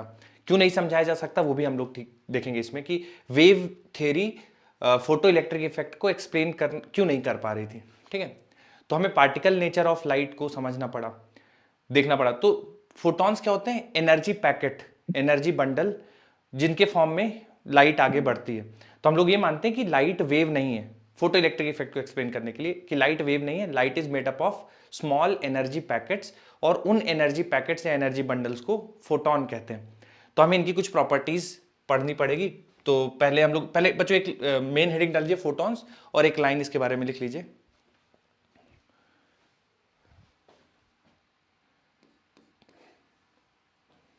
सर लिखिए इसमें, light is made up of energy packets,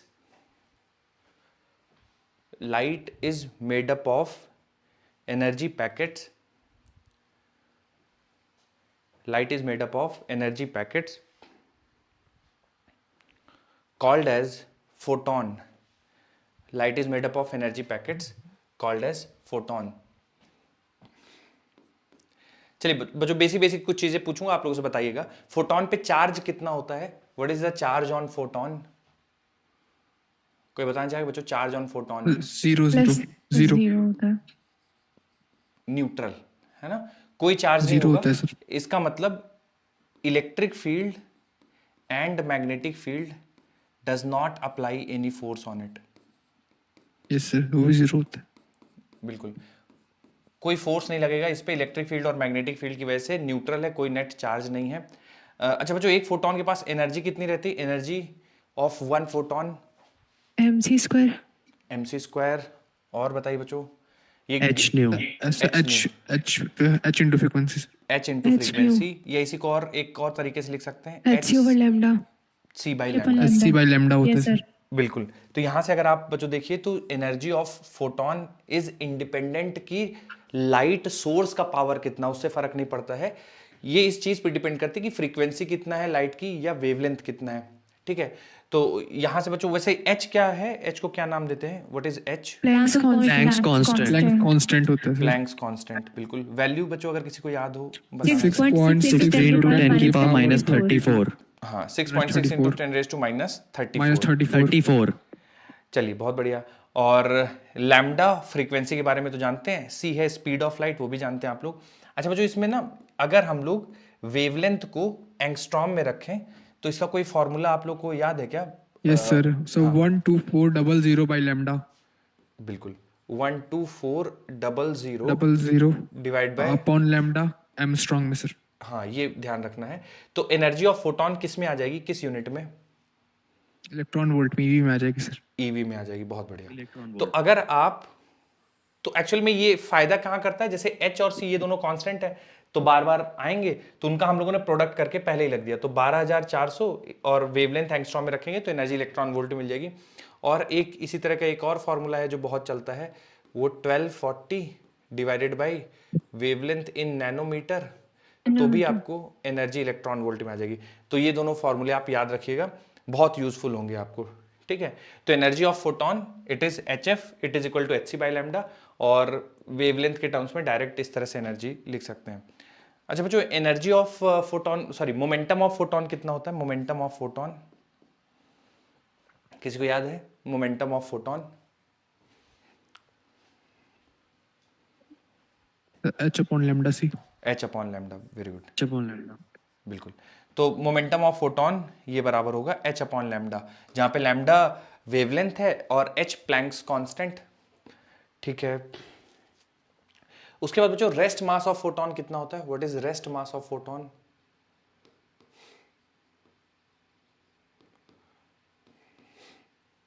zero होता है सर। जीरो।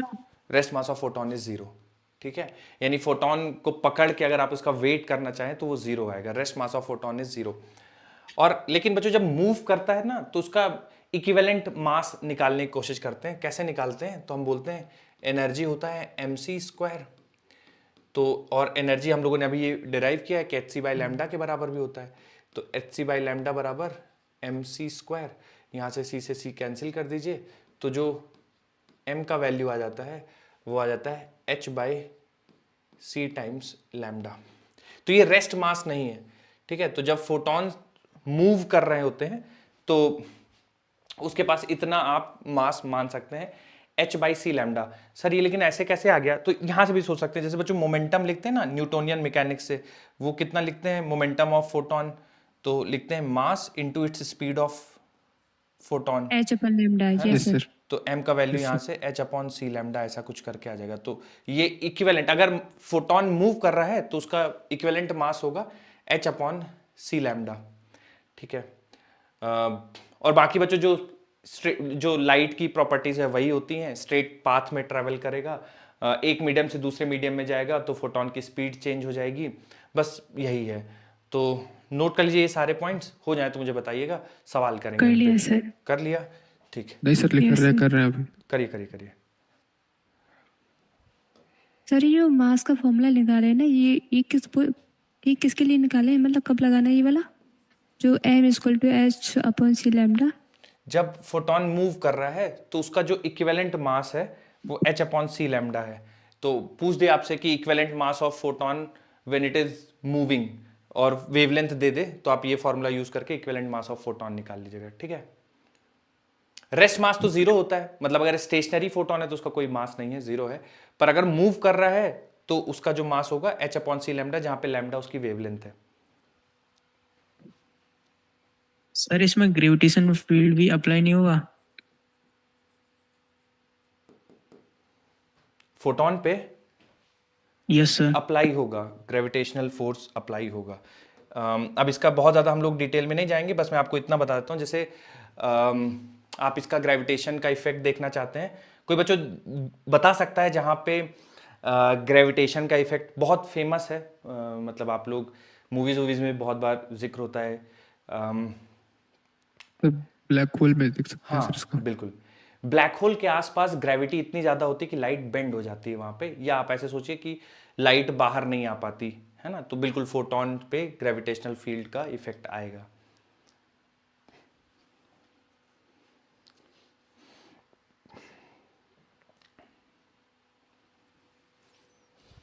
बच्चों रेडिएशन प्रेशर का मैंने आप लोग को दो फॉर्मूले पढ़ाए थे, एक तो परफेक्टली एब्जॉर्बिंग का पढ़ाया था और परफेक्टली रिफ्लेक्टिंग का पढ़ाया था।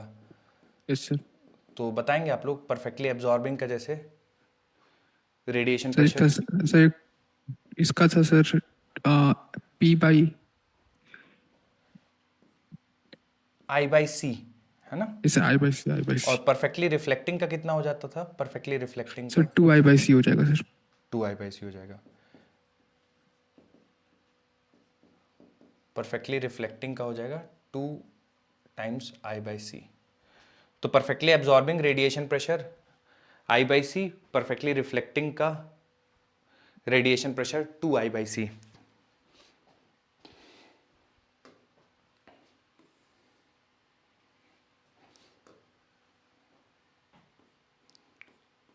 मान लीजिए बच्चों कोई सोर्स है लाइट का, उसका पावर P है, तो इससे number of photons per second कितने निकल रहे होंगे, अगर ये कैलकुलेट करना हो, कोई गेस करना चाहे या कोई समझाना चाहे तो कि E इज एक इक्वल सोर्स टू है। N S C by lambda हो जाएगा सर। ओके, एक्सप्लेन करेंगे बेटा इसको, ठीक है, बिल्कुल सही बता रहे हैं। सर एक हाँ, मतलब एक नंबर ऑफ पार्टिकल सर, एक जगह एक मतलब एक फोटोन कितने नंबर ऑफ पार्टिकल से ले जा रहा है सर, उसके लिए सर एन से उसको मल्टीप्लाई कर देते हैं निकालने के लिए। ओके। और कोई कुछ बताना चाहे बच्चों? सवाल ये है कि एक सोर्स है, उसका पावर पी है, उससे जो लाइट निकल रही है उसका वेवलेंथ लैम्डा है, बताइए इससे कितने number of N photon. Is equal to P by ई।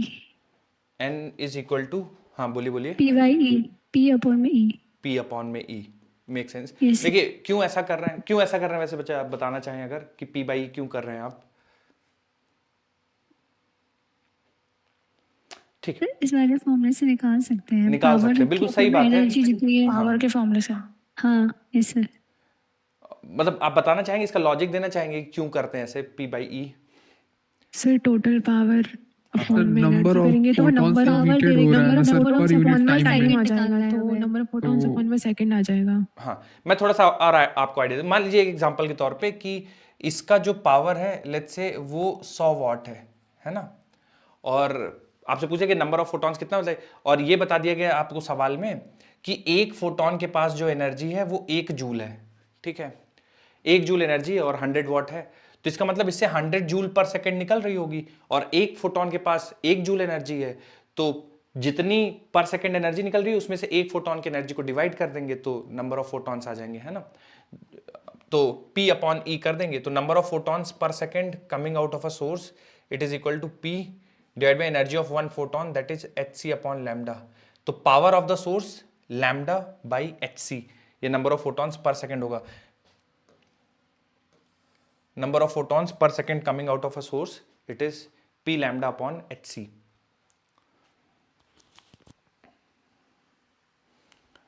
चलिए बच्चों अब किया जाएगा सवाल, है ना, ये फोटॉन्स और उसके कैरेक्टरिस्टिक्स है, अब सवाल किया जाएगा, रुक जाइए सर अभी। लिखिए लिखिए।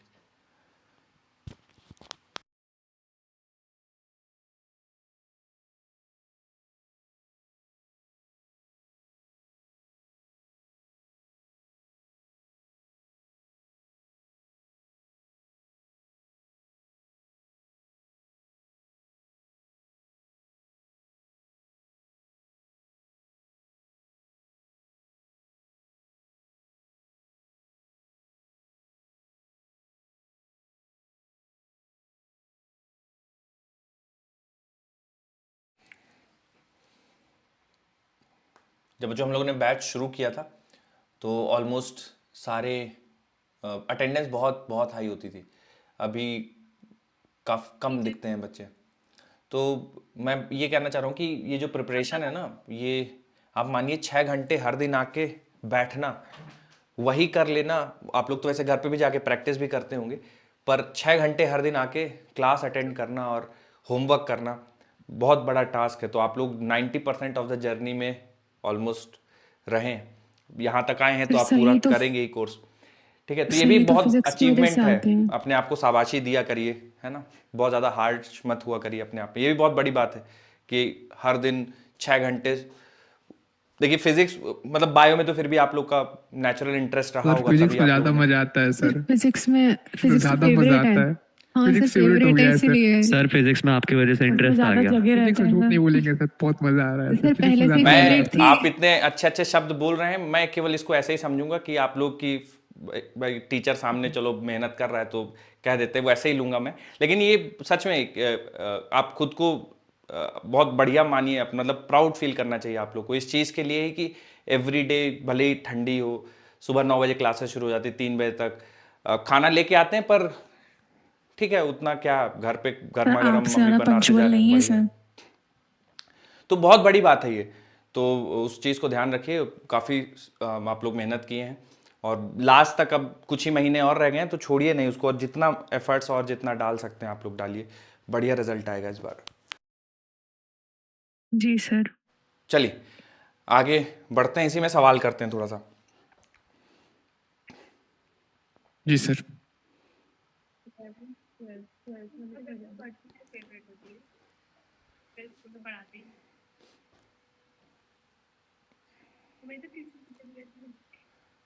तो इलेक्ट्रॉन वोल्ट और जूल दोनों में आंसर बताने हैं। तो इलेक्ट्रॉन वोल्ट वाला तो आसान है, जल्दी से बता दीजिए। 31 sir, okay 31 EV। 31 EV. Okay 3.1 EV। 3.1 EV. Okay चूंकि सर वेव 3.1 EP आ जाएगा सर। हाँ वेवलेंथ चूंकि एंगस्ट्रॉम में दी हुई है तो 12,400 डिवाइड बाय 4,000, 4 से कैंसिल करिएगा 10, ऊपर आ जाएगा 31, तो ये आ जाएगा 3.1 इलेक्ट्रॉन वोल्ट। बढ़िया। अच्छा एनर्जी अगर जूल में निकालनी हो तो फिर क्या क्या करना चाहिए बच्चों इसके लिए? 80 बाई लैम्डा कर देंगे सर। सर इलेक्ट्रॉन के चार्ज से मल्टीप्लाई कर देंगे। इलेक्ट्रॉन के चार्ज से मल्टीप्लाई कर देंगे। बहुत यस बढ़िया। सर।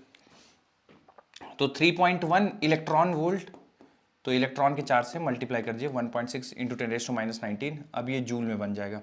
तो बच्चों ध्यान रखिएगा 1 electron volt is equal to 1.6 into 10⁻⁹ joule. ये कन्वर्जन होता है। तो 1 इलेक्ट्रॉन वोल्ट की जगह आप ये रख देंगे तो आंसर आ जाएगा।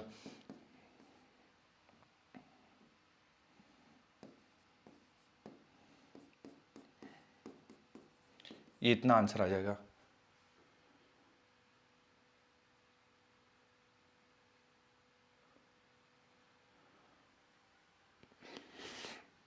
यही आ रहा है सर। चलिए आगे बढ़ते हैं, अगला सवाल करते हैं। देखिए अभी नहीं हुआ। ओके देखिए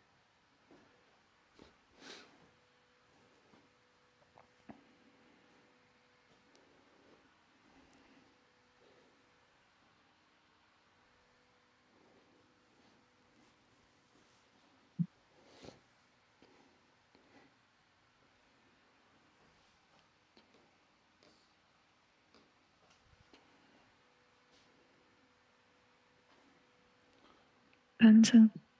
अगला सवाल।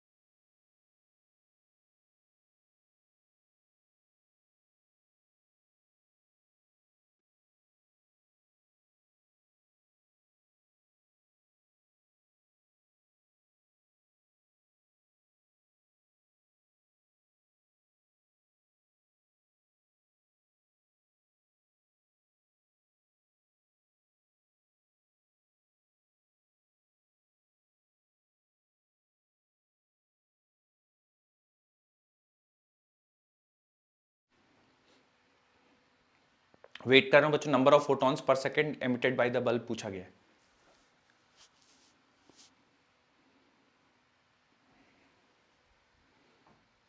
सर 31/15 को अप्रॉक्सीमेट 2 ले लें। हाँ हाँ बिल्कुल 31/15 अप्रॉक्स 2 ले लीजिए बिल्कुल।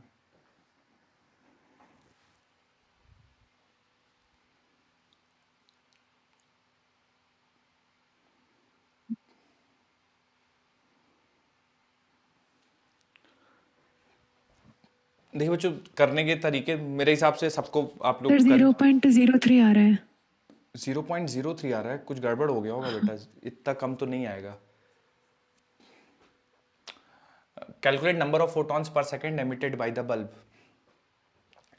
तो एक तो number of photons per second निकालने के लिए ना आप इसमें P divide by energy of one photon. अरे सर 0.1 सर थोड़ा सा गलत हो इंटू गया। 10⁻⁻² आ रहा है। ओके हाँ और कोई कुछ बताना चाह रहा है?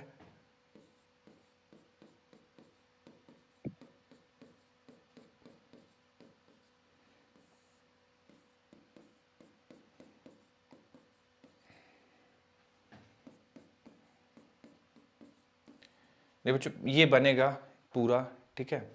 और इसमें से एक काम करते हैं कि 10 के पावर्स को एक साथ, मतलब नंबर्स को एक साथ रख लेते हैं और 10 के पावर्स को एक साथ रख लेंगे और सिंप्लीफाई करने की कोशिश करते हैं। तो -3 -7 + 34 -8, ठीक है। और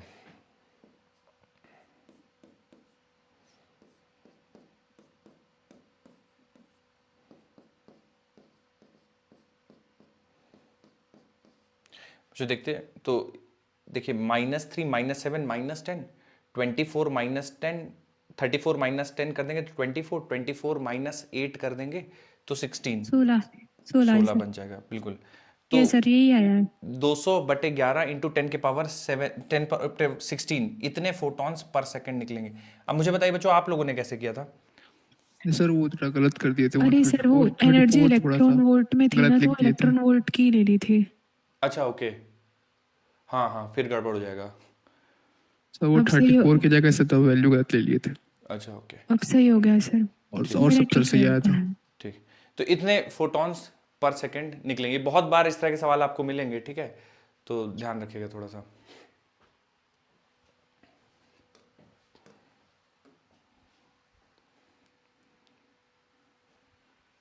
अगला सवाल करें? हाँ सर। ठीक।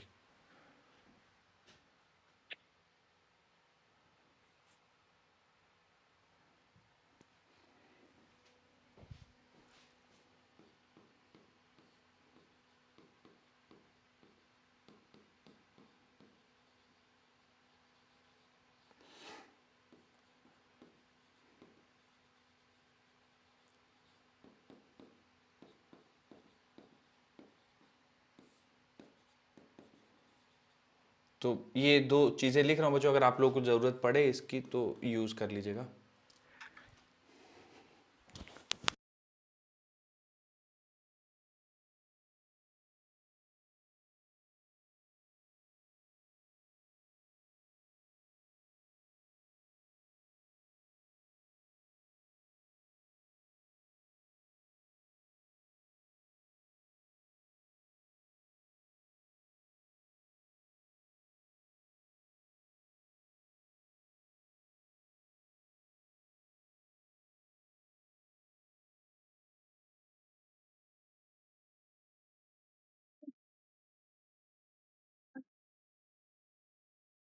मैंने पता क्या किया, एरिया का फॉर्मूला लिया, इंटेंसिटी पावर फॉर्मूला इंटेंसिटी, उसको ऊपर अपॉन एरिया में कर दिया, लेकिन हम उसकी एनर्जी कैसे निकालें? सही है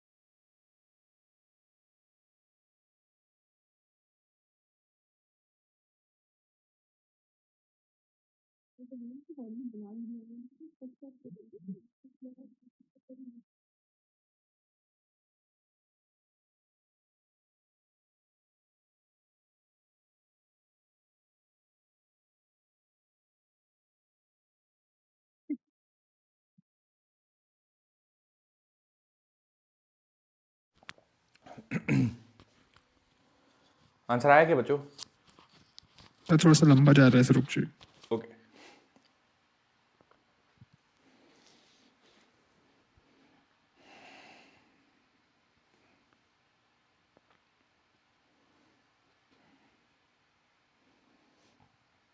सर 10⁻28 आ रहा है 10⁻28, उसकी पावर। ओके। कह रहा है how many photons of wavelength 6600 nanometre must strike totally reflecting screen per second to exert a force of 1 newton. तो हम लोगों ने याद किया कि तो प्रेशर का फॉर्मूला हमें पता है, प्रेशर बराबर होता है 2I/c for perfectly reflecting surface. Pressure का मतलब हो गया फोर्स अपॉन एरिया, और 2/c इंटेंसिटी का मतलब भी हो गया प्रेशर अपॉन एरिया, ठीक है। पावर होगा ना? हाँ मैंने गलत बोल दिया, पावर अपॉन एरिया, बिल्कुल। इंटेंसिटी का मतलब हो गया पावर अपॉन एरिया, ठीक है। तो एरिया और ये एरिया दोनों कैंसिल हो जाएंगे। फोर्स की वैल्यू दी हुई है तो force into speed of light divided by 2, ये पावर हो जाएगी, ठीक है। सर पावर से क्या मिलेगा? देखिए बच्चों, अगर एक बार पावर मिल गई आपको तो फिर number of photons per second सवाल में पूछा गया है, तो number of photons per second बराबर हो जाएगा जितना पावर गिर रहा है, ठीक है, डिवाइड बाय एनर्जी ऑफ, यानी hc अपॉन लैम्डा। तो नंबर ऑफ फोटॉन्स स्ट्राइकिंग पर सेकंड ये बराबर होगा p lambda upon hc। Power की वैल्यू है fc/2 ये पावर है, और लैम्डा डिवाइड बाय hc, तो यहाँ से कैंसिल हो जाएगा, तो आ जाएगा force into wavelength divided by 2h। ये बनेगा बच्चों आपके पास number of photons per second का। देख लीजिए किसी कुछ कंफ्यूजन हो तो पूछ लीजिए। पावर की वैल्यू रख दी, सिंप्लीफाई कर दिया, तो number of photons per second, force का वैल्यू है 1 न्यूटन, लैम्डा की वैल्यू है 6600 नैनोमीटर। 6600 नैनोमीटर की जगह रख देंगे 10 के पावर -9, और 2 h का वैल्यू रख देंगे 6.6 इंटू 10 के पावर -34, ठीक है। और सिंप्लीफाई करते हैं, डेसिमल हटाएंगे, ऊपर एक 10 बढ़ा देते हैं, और ये 66 1, और ये हो जाएगा 100, 2 से कैंसिल कर देते हैं 50, तो ये बन जाएगा 50 इंटू 10 के पावर -9 + 1 -8 + 34, तो बन जाएगा 50, 34 -8 चला जाएगा, तो बच्चों ये 26 बन जाएगा।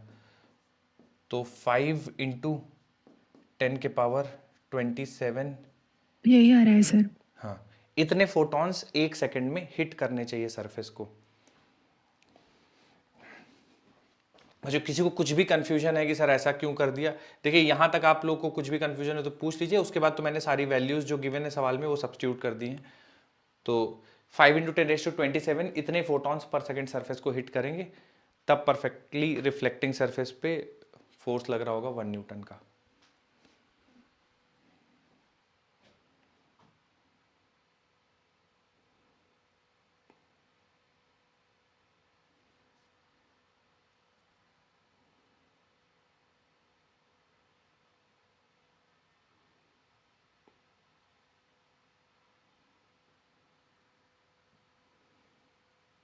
चलिए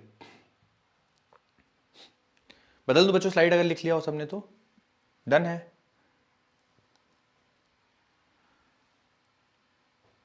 हो गया सर। ठीक, अब आ जाइए वापस। तो ये फोटॉन्स है ना, फोटॉन्स हम लोगों ने क्यों पढ़े? ताकि फोटो इलेक्ट्रिक इफेक्ट को थोड़ा सा समझ पाए। तो आइए अब डिटेल में डिस्कशन करते हैं फोटो इलेक्ट्रिक इफेक्ट के बारे में। थोड़ा सा समझते हैं बच्चों। हमारे पास एक मान लीजिए मेटल ए था, मेटल ए की सरफेस थी, उसके ऊपर एक लाइट सोर्स लगा दिया, ठीक है, और इस लाइट सोर्स को स्विच ऑन कर दिया, और हम लोग देख रहे थे कि इससे इलेक्ट्रॉन्स बाहर आएंगे या नहीं। तो हम लोगों ने ये पावर ऑन किया और वेट कर रहे थे कि फोटो इलेक्ट्रॉन्स बाहर आए, पर फोटो इलेक्ट्रॉन्स बाहर नहीं आए। तो हमें लगा कि शायद पावर में कुछ कमी रह गई होगी, तो 100 वाट का बल्ब था, उसका पावर और बढ़ा दिया, 200 वाट कर दिया, और वेट करने लगे शायद अब फोटो इलेक्ट्रॉन्स बाहर आएंगे। फोटो इलेक्ट्रॉन्स बाहर नहीं आए। हम लोगों ने पावर 200 वाट से बढ़ा के 500 वाट कर दिया और वेट किया कि फोटो इलेक्ट्रॉन्स बाहर आएंगे, तो पर फोटो इलेक्ट्रॉन्स बाहर नहीं आए। तो इससे ये समझ में आया कि फोटो इलेक्ट्रॉन्स इस मेटल सरफेस से बाहर आएंगे या नहीं आएंगे, वो इस पावर सोर्स के, इस सोर्स के पावर पे डिपेंड नहीं करेगा। 500 वाट लगाओ, 5000 वाट लगाओ, नहीं आएंगे। तो पावर ऑफ द सोर्स पे डिपेंड नहीं करेगा कि फोटो इलेक्ट्रॉन बाहर आएंगे कि नहीं। तो फिर ये समझ में आ गया कि इस वाले सोर्स से नहीं आ रहे हैं, सोर्स चेंज किया। सोर्स चेंज करने का मतलब कलर चेंज किया, पहले येलो यूज कर रहे थे, फिर ग्रीन यूज किया, दूसरे कलर्स के यूज करना शुरू करा, ठीक है। तो आप ये मान लीजिए एक तरह से जो इसकी फ्रीक्वेंसी थी इस सोर्स की, उस फ्रीक्वेंसी को बढ़ाना शुरू किया, है ना, और ज्यादा फ्रीक्वेंसी के सोर्सेज लगाना शुरू किया। तो देखा गया कि जैसे पहले मान लीजिए, एक समझाने के लिए डेटा ले रहा हूं, पहले मान लीजिए फ्रीक्वेंसी 100 हर्ट्ज था, कोई फोटो इलेक्ट्रॉन बाहर नहीं आए। फ्रीक्वेंसी बढ़ा के 200 हर्ट्ज किया गया, कोई फोटो इलेक्ट्रॉन बाहर नहीं आया। लेकिन बढ़ाते बढ़ाते मान लीजिए जैसे ही हम लोग 220 हर्ट्ज के ऊपर फ्रीक्वेंसी किया, तो तो वी ऑब्जर्व कि फोटो इलेक्ट्रॉन्स बाहर आना शुरू कर दिए और पावर कम रखा, पावर बहुत कम रखा, मान लीजिए 50 वाट रख रहे हैं, ठीक है। तो 50 वाट पे भी अगर आपने सूटेबल फ्रीक्वेंसी का सोर्स लिया है तो आपको फोटो इलेक्ट्रिक इफेक्ट देखने को मिल जाएगा। इसका मतलब ये हुआ कि सोर्स का जो पावर है वो मैटर नहीं करता, सोर्स की फ्रीक्वेंसी मैटर करती है।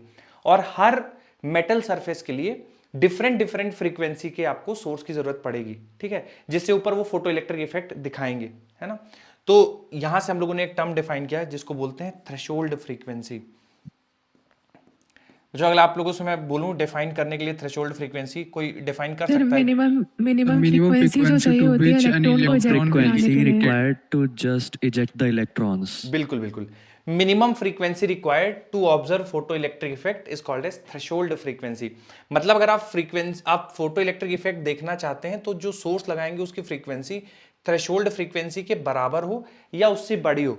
अगर थ्रेशोल्ड फ्रीक्वेंसी से कम हो गई अप्लाइड फ्रीक्वेंसी, थ्रेशोल्ड फ्रीक्वेंसी से कम हो गई अप्लाइड फ्रीक्वेंसी, तो कोई भी फोटो इलेक्ट्रिक इफेक्ट देखने को नहीं मिलेगा। बहुत बढ़िया। अच्छा बच्चों, वर्क फंक्शन क्या होता है किसी मेटल का? Work function, what is work function? Sir H mu naught से रिप्रेजेंट करते हैं। एच म्यू नॉट से रिप्रेजेंट करते हैं, बहुत बढ़िया। और अगर डिफाइन करना चाहें कोई कि क्या होता है वर्क फंक्शन? मिनिमम एनर्जी हाँ, इलेक्ट्रॉन को निकालने में किया गया जिससे इलेक्ट्रॉन इजेक्ट हो जाए। मिनिमम एनर्जी जिससे इलेक्ट्रॉन निकल जाए, बहुत बढ़िया। या कोई कुछ कह रहा था कि मिनिमम एनर्जी वर्क कितना करना पड़ेगा इलेक्ट्रॉन को निकालने के लिए? बिल्कुल, Yes, वर्क sir. फंक्शन तो सही है। देखिए हर एक मेटल का वर्क फंक्शन अलग होगा, मतलब सोडियम का अलग होगा, आयरन का अलग होगा, जिंक का अलग होगा, एल्यूमिनियम का अलग होगा। तो वर्क फंक्शन है मिनिमम एनर्जी कितनी देनी पड़ेगी इलेक्ट्रॉन को निकालने के लिए।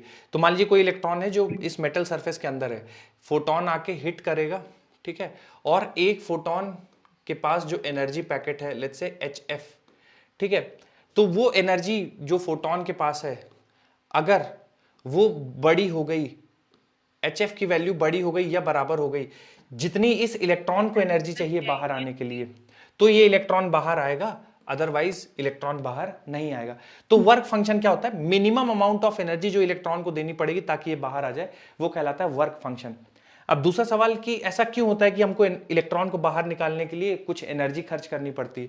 बच्चों बहुत जाहिर सी बात है कि इलेक्ट्रॉन जो है वो इस न्यूक्लियस, इस मेटल का जो न्यूक्लियस है उसके साथ थोड़ा बहुत अट्रैक्टिव फोर्स है, भले ही फ्री इलेक्ट्रॉन है, मेटल है, पर थोड़ा बहुत तो अट्रैक्टिव फोर्स होगा ही।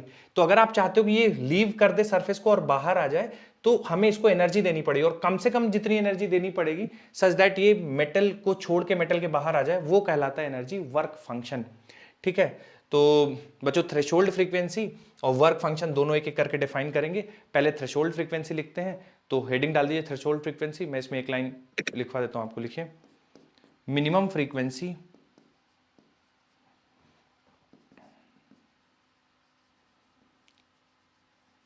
Of photon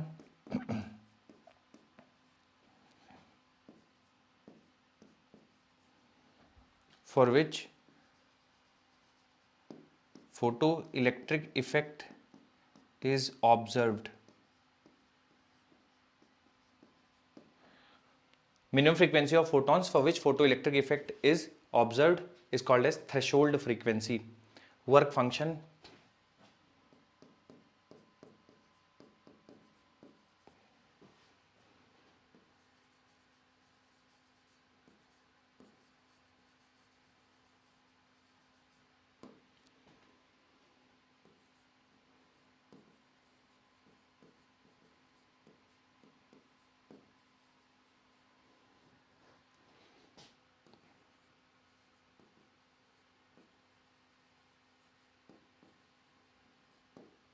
minimum energy required to remove electron from metal surface is called as work function. वो जो रिप्रेजेंट करते हैं वर्क फंक्शन को फाई से, यूनिट होगी जूल या इलेक्ट्रॉन वोल्ट। चूंकि एनर्जी है जनरली आपको इलेक्ट्रॉन वोल्ट में ही देखने को मिलेगी।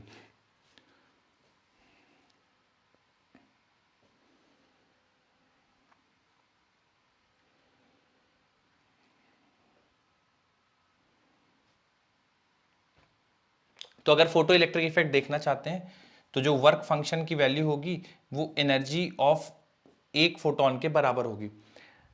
या इससे ज़्यादा होगी तब आप फोटो इलेक्ट्रिक इफेक्ट देख पाएंगे।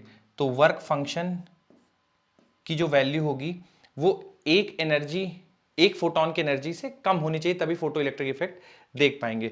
तो work function should be equal to H F, और यहाँ से जो थ्रेशोल्ड फ्रीक्वेंसी है इसकी वैल्यू हो जाएगी work function divided by Planck's constant, ये कहलाएगा थ्रेशोल्ड फ्रीक्वेंसी।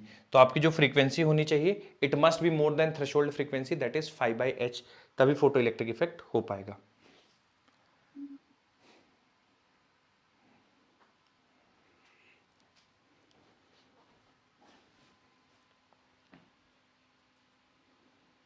Done sir. ठीक बच्चों, एक और इंपॉर्टेंट चीज नोट करिएगा कि इस पूरा जो भी हम लोग जब तक फोटो इलेक्ट्रिक इफेक्ट पढ़ेंगे तो आपको एक चीज ध्यान रखना है कि एक इलेक्ट्रॉन केवल और केवल एक फोटोन से एनर्जी ले सकता है, उसी तरह से एक फोटोन केवल और केवल एक इलेक्ट्रॉन को ही एनर्जी दे सकता है। ठीक है, कभी भी ऐसा नहीं होगा। तो जैसे ये कंडीशन तभी वैलिड है कि एक पैकेट आया एनर्जी का, उसने इलेक्ट्रॉन को एनर्जी दी, इस इलेक्ट्रॉन ने इससे एनर्जी एक्सेप्ट कर ली। अब अगर इसके पास एनर्जी वर्क फंक्शन से ज्यादा है तो बाहर आ जाएगा। मान लीजिए इस मेटल के लिए वर्क फंक्शन है 5 इलेक्ट्रॉन वोल्ट, और जो एक पैकेट में एनर्जी है लेट्स से वो 6 इलेक्ट्रॉन वोल्ट है, तो ये एक पैकेट आके टकराएगा इलेक्ट्रॉन, 6 इलेक्ट्रॉन वोल्ट इसको मिल जाएगी। अब 6 इलेक्ट्रॉन वोल्ट चूंकि वर्क फंक्शन से ज्यादा है तो ये बाहर आ जाएगा। ठीक है, आ ही जाएगा ऐसा जरूरी नहीं है, वो आगे हम लोग डिस्कशन करेंगे, पर हाँ आने के चांसेस हैं। लेकिन मान लो कि इसका एनर्जी में जो एक पैकेट में जो एनर्जी है वो 4 इलेक्ट्रॉन वोल्ट है, तो 5 से कम है, ये एनर्जी मिलेगी इलेक्ट्रॉन को, पर ये बाहर नहीं आ पाएगा क्योंकि वर्क फंक्शन से कम है, नहीं मेटल को छोड़ पाएगा ना, तो नहीं आएगा। पर ये कभी नहीं होगा कि 4 इलेक्ट्रॉन वोल्ट लेके वेट करेगा कि अगला पैकेट आके गिरे तो 8 हो जाएगा फिर वो बाहर आएगा, वैसा नहीं होगा। एक इलेक्ट्रॉन एक फोटोन से ही एनर्जी लेगा और बाहर आने की कोशिश करेगा, ऐसा नहीं करेगा कि वेट करेगा कि और फोटॉन्स आके गिरे फिर एनर्जी सफिशिएंट हो जाए तो बाहर आ जाए। इसी तरीके से एक फोटोन केवल एक इलेक्ट्रॉन को ही एनर्जी देगा। मान लो कि एक पैकेट में एनर्जी है 12 इलेक्ट्रॉन वोल्ट, ठीक है, तो ऐसा नहीं होगा कि ये पहले इलेक्ट्रॉन को टकराया तो उसको बोलेगा कि यार तुम 6 ले लो बाहर आ जाना, और फिर दूसरे वाले को 6 दे देगा, फिर 2 इलेक्ट्रॉन्स बाहर आएंगे, ऐसा नहीं होगा। जिससे पहली बार टकराएगा पूरी एनर्जी उसी को दे देगा और फिर वो बाहर आएगा, ऐसा होगा। ऐसा नहीं होगा कि फोटोन एनर्जी को डिस्ट्रीब्यूट करने की काबिलियत रखता है, ऐसा नहीं होगा। जिससे पहली टक्कर होगी उसी को पूरी एनर्जी दे देगा। तो एक इलेक्ट्रॉन केवल एक फोटोन से एनर्जी लेगा और एक फोटोन पूरी एनर्जी एक इलेक्ट्रॉन को ही देगा। ठीक है, ये ध्यान रखिएगा, नोट कर लीजिए सब कुछ, और ये दोनों पॉइंट्स लिख लीजिएगा कि एक इलेक्ट्रॉन केवल एक फोटोन को एनर्जी देगा और एक फोटोन केवल एक इलेक्ट्रॉन से एनर्जी लेगा। मैं कुछ सवाल कराता हूँ इस पे, थ्रेशोल्ड फ्रीक्वेंसी और वर्क फंक्शन पे। हो गया सर। ठीक,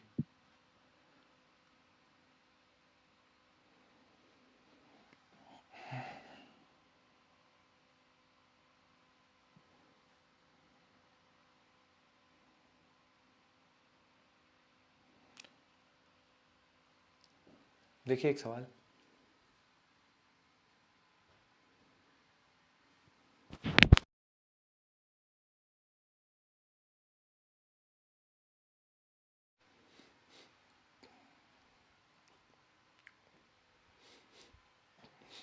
सर बोथ एन के C option sir. Okay sir option C होगा। ऑप्शन सी होगा। ओके, बाकी लोग भी करिए बच्चों, बताइए जरा।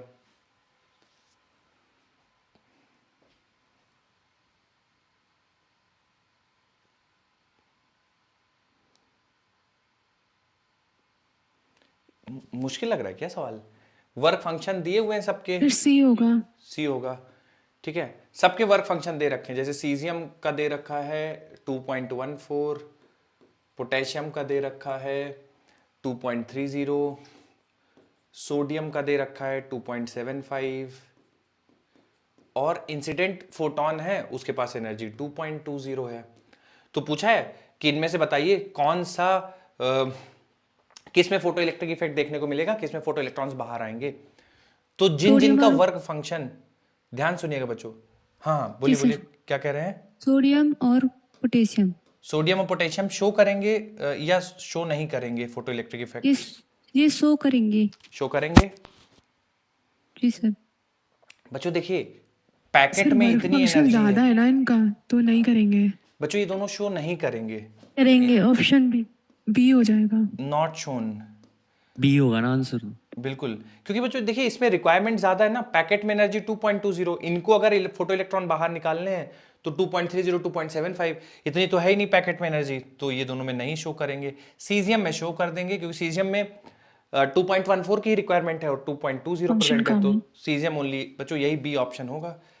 समझ पाए या कंफ्यूज हो गए? समझ गए सर समझ सर, गए। क्वेश्चन नहीं पढ़ा था ढंग से। कोई नहीं, कोई नहीं। एक और सवाल करते हैं, देखिए।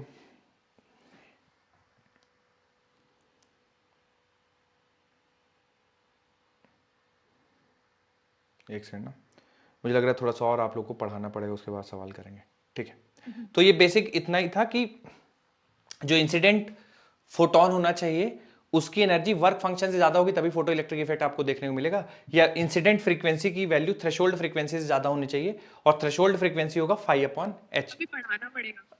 और बच्चों एक और डिफाइन करते हैं टर्म, थोड़ा सा आप लोग बताइएगा, threshold wavelength.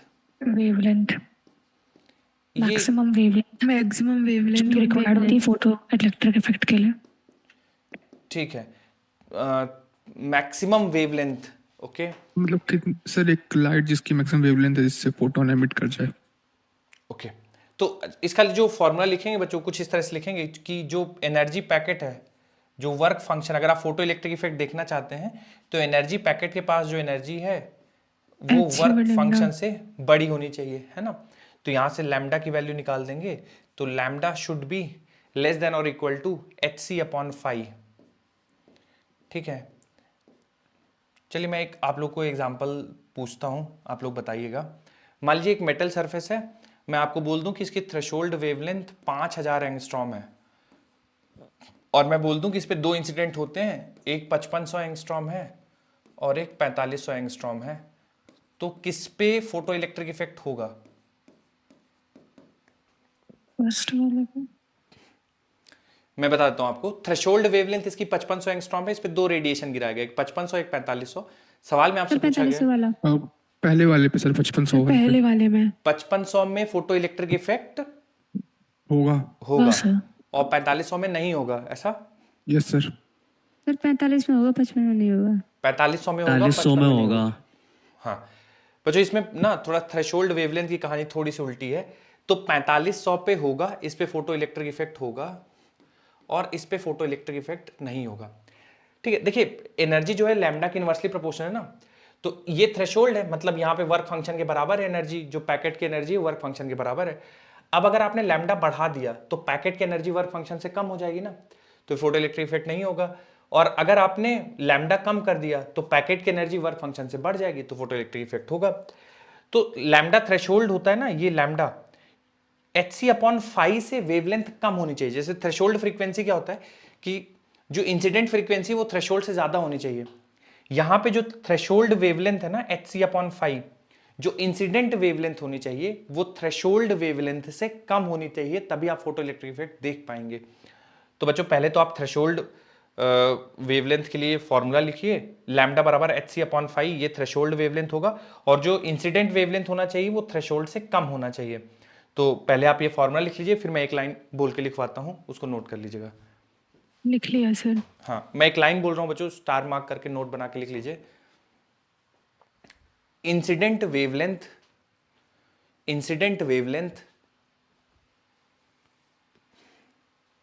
Incident wavelength must be less than, incident wavelength must be less than, incident wavelength must be less than threshold wavelength,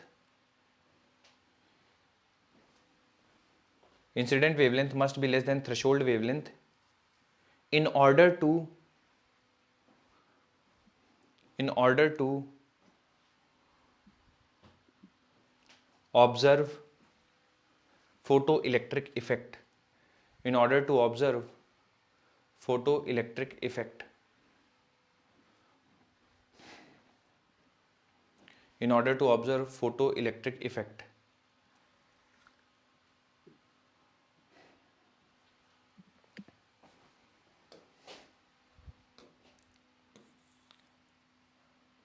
मुझे एक बहुत आसान सा सवाल है, बताइएगा थोड़ा सा। एक मेटल है, उसका वर्क फंक्शन 4 इलेक्ट्रॉन वोल्ट है। आपसे सवाल में पूछ दिया गया है find lambda threshold. Option B, part B, for which of the following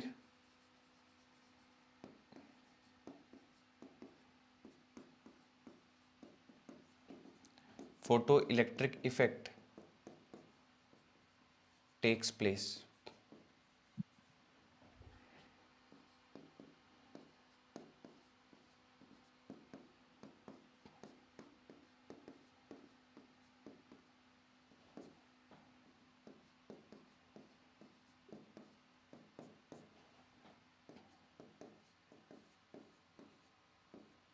lambda threshold बच्चों आ जाए आंसर तो बताइएगा, थ्रेशोल्ड वेवलेंथ कितना होगा। वर्क फंक्शन दिया हुआ है 4 electron volt. What is the threshold wavelength?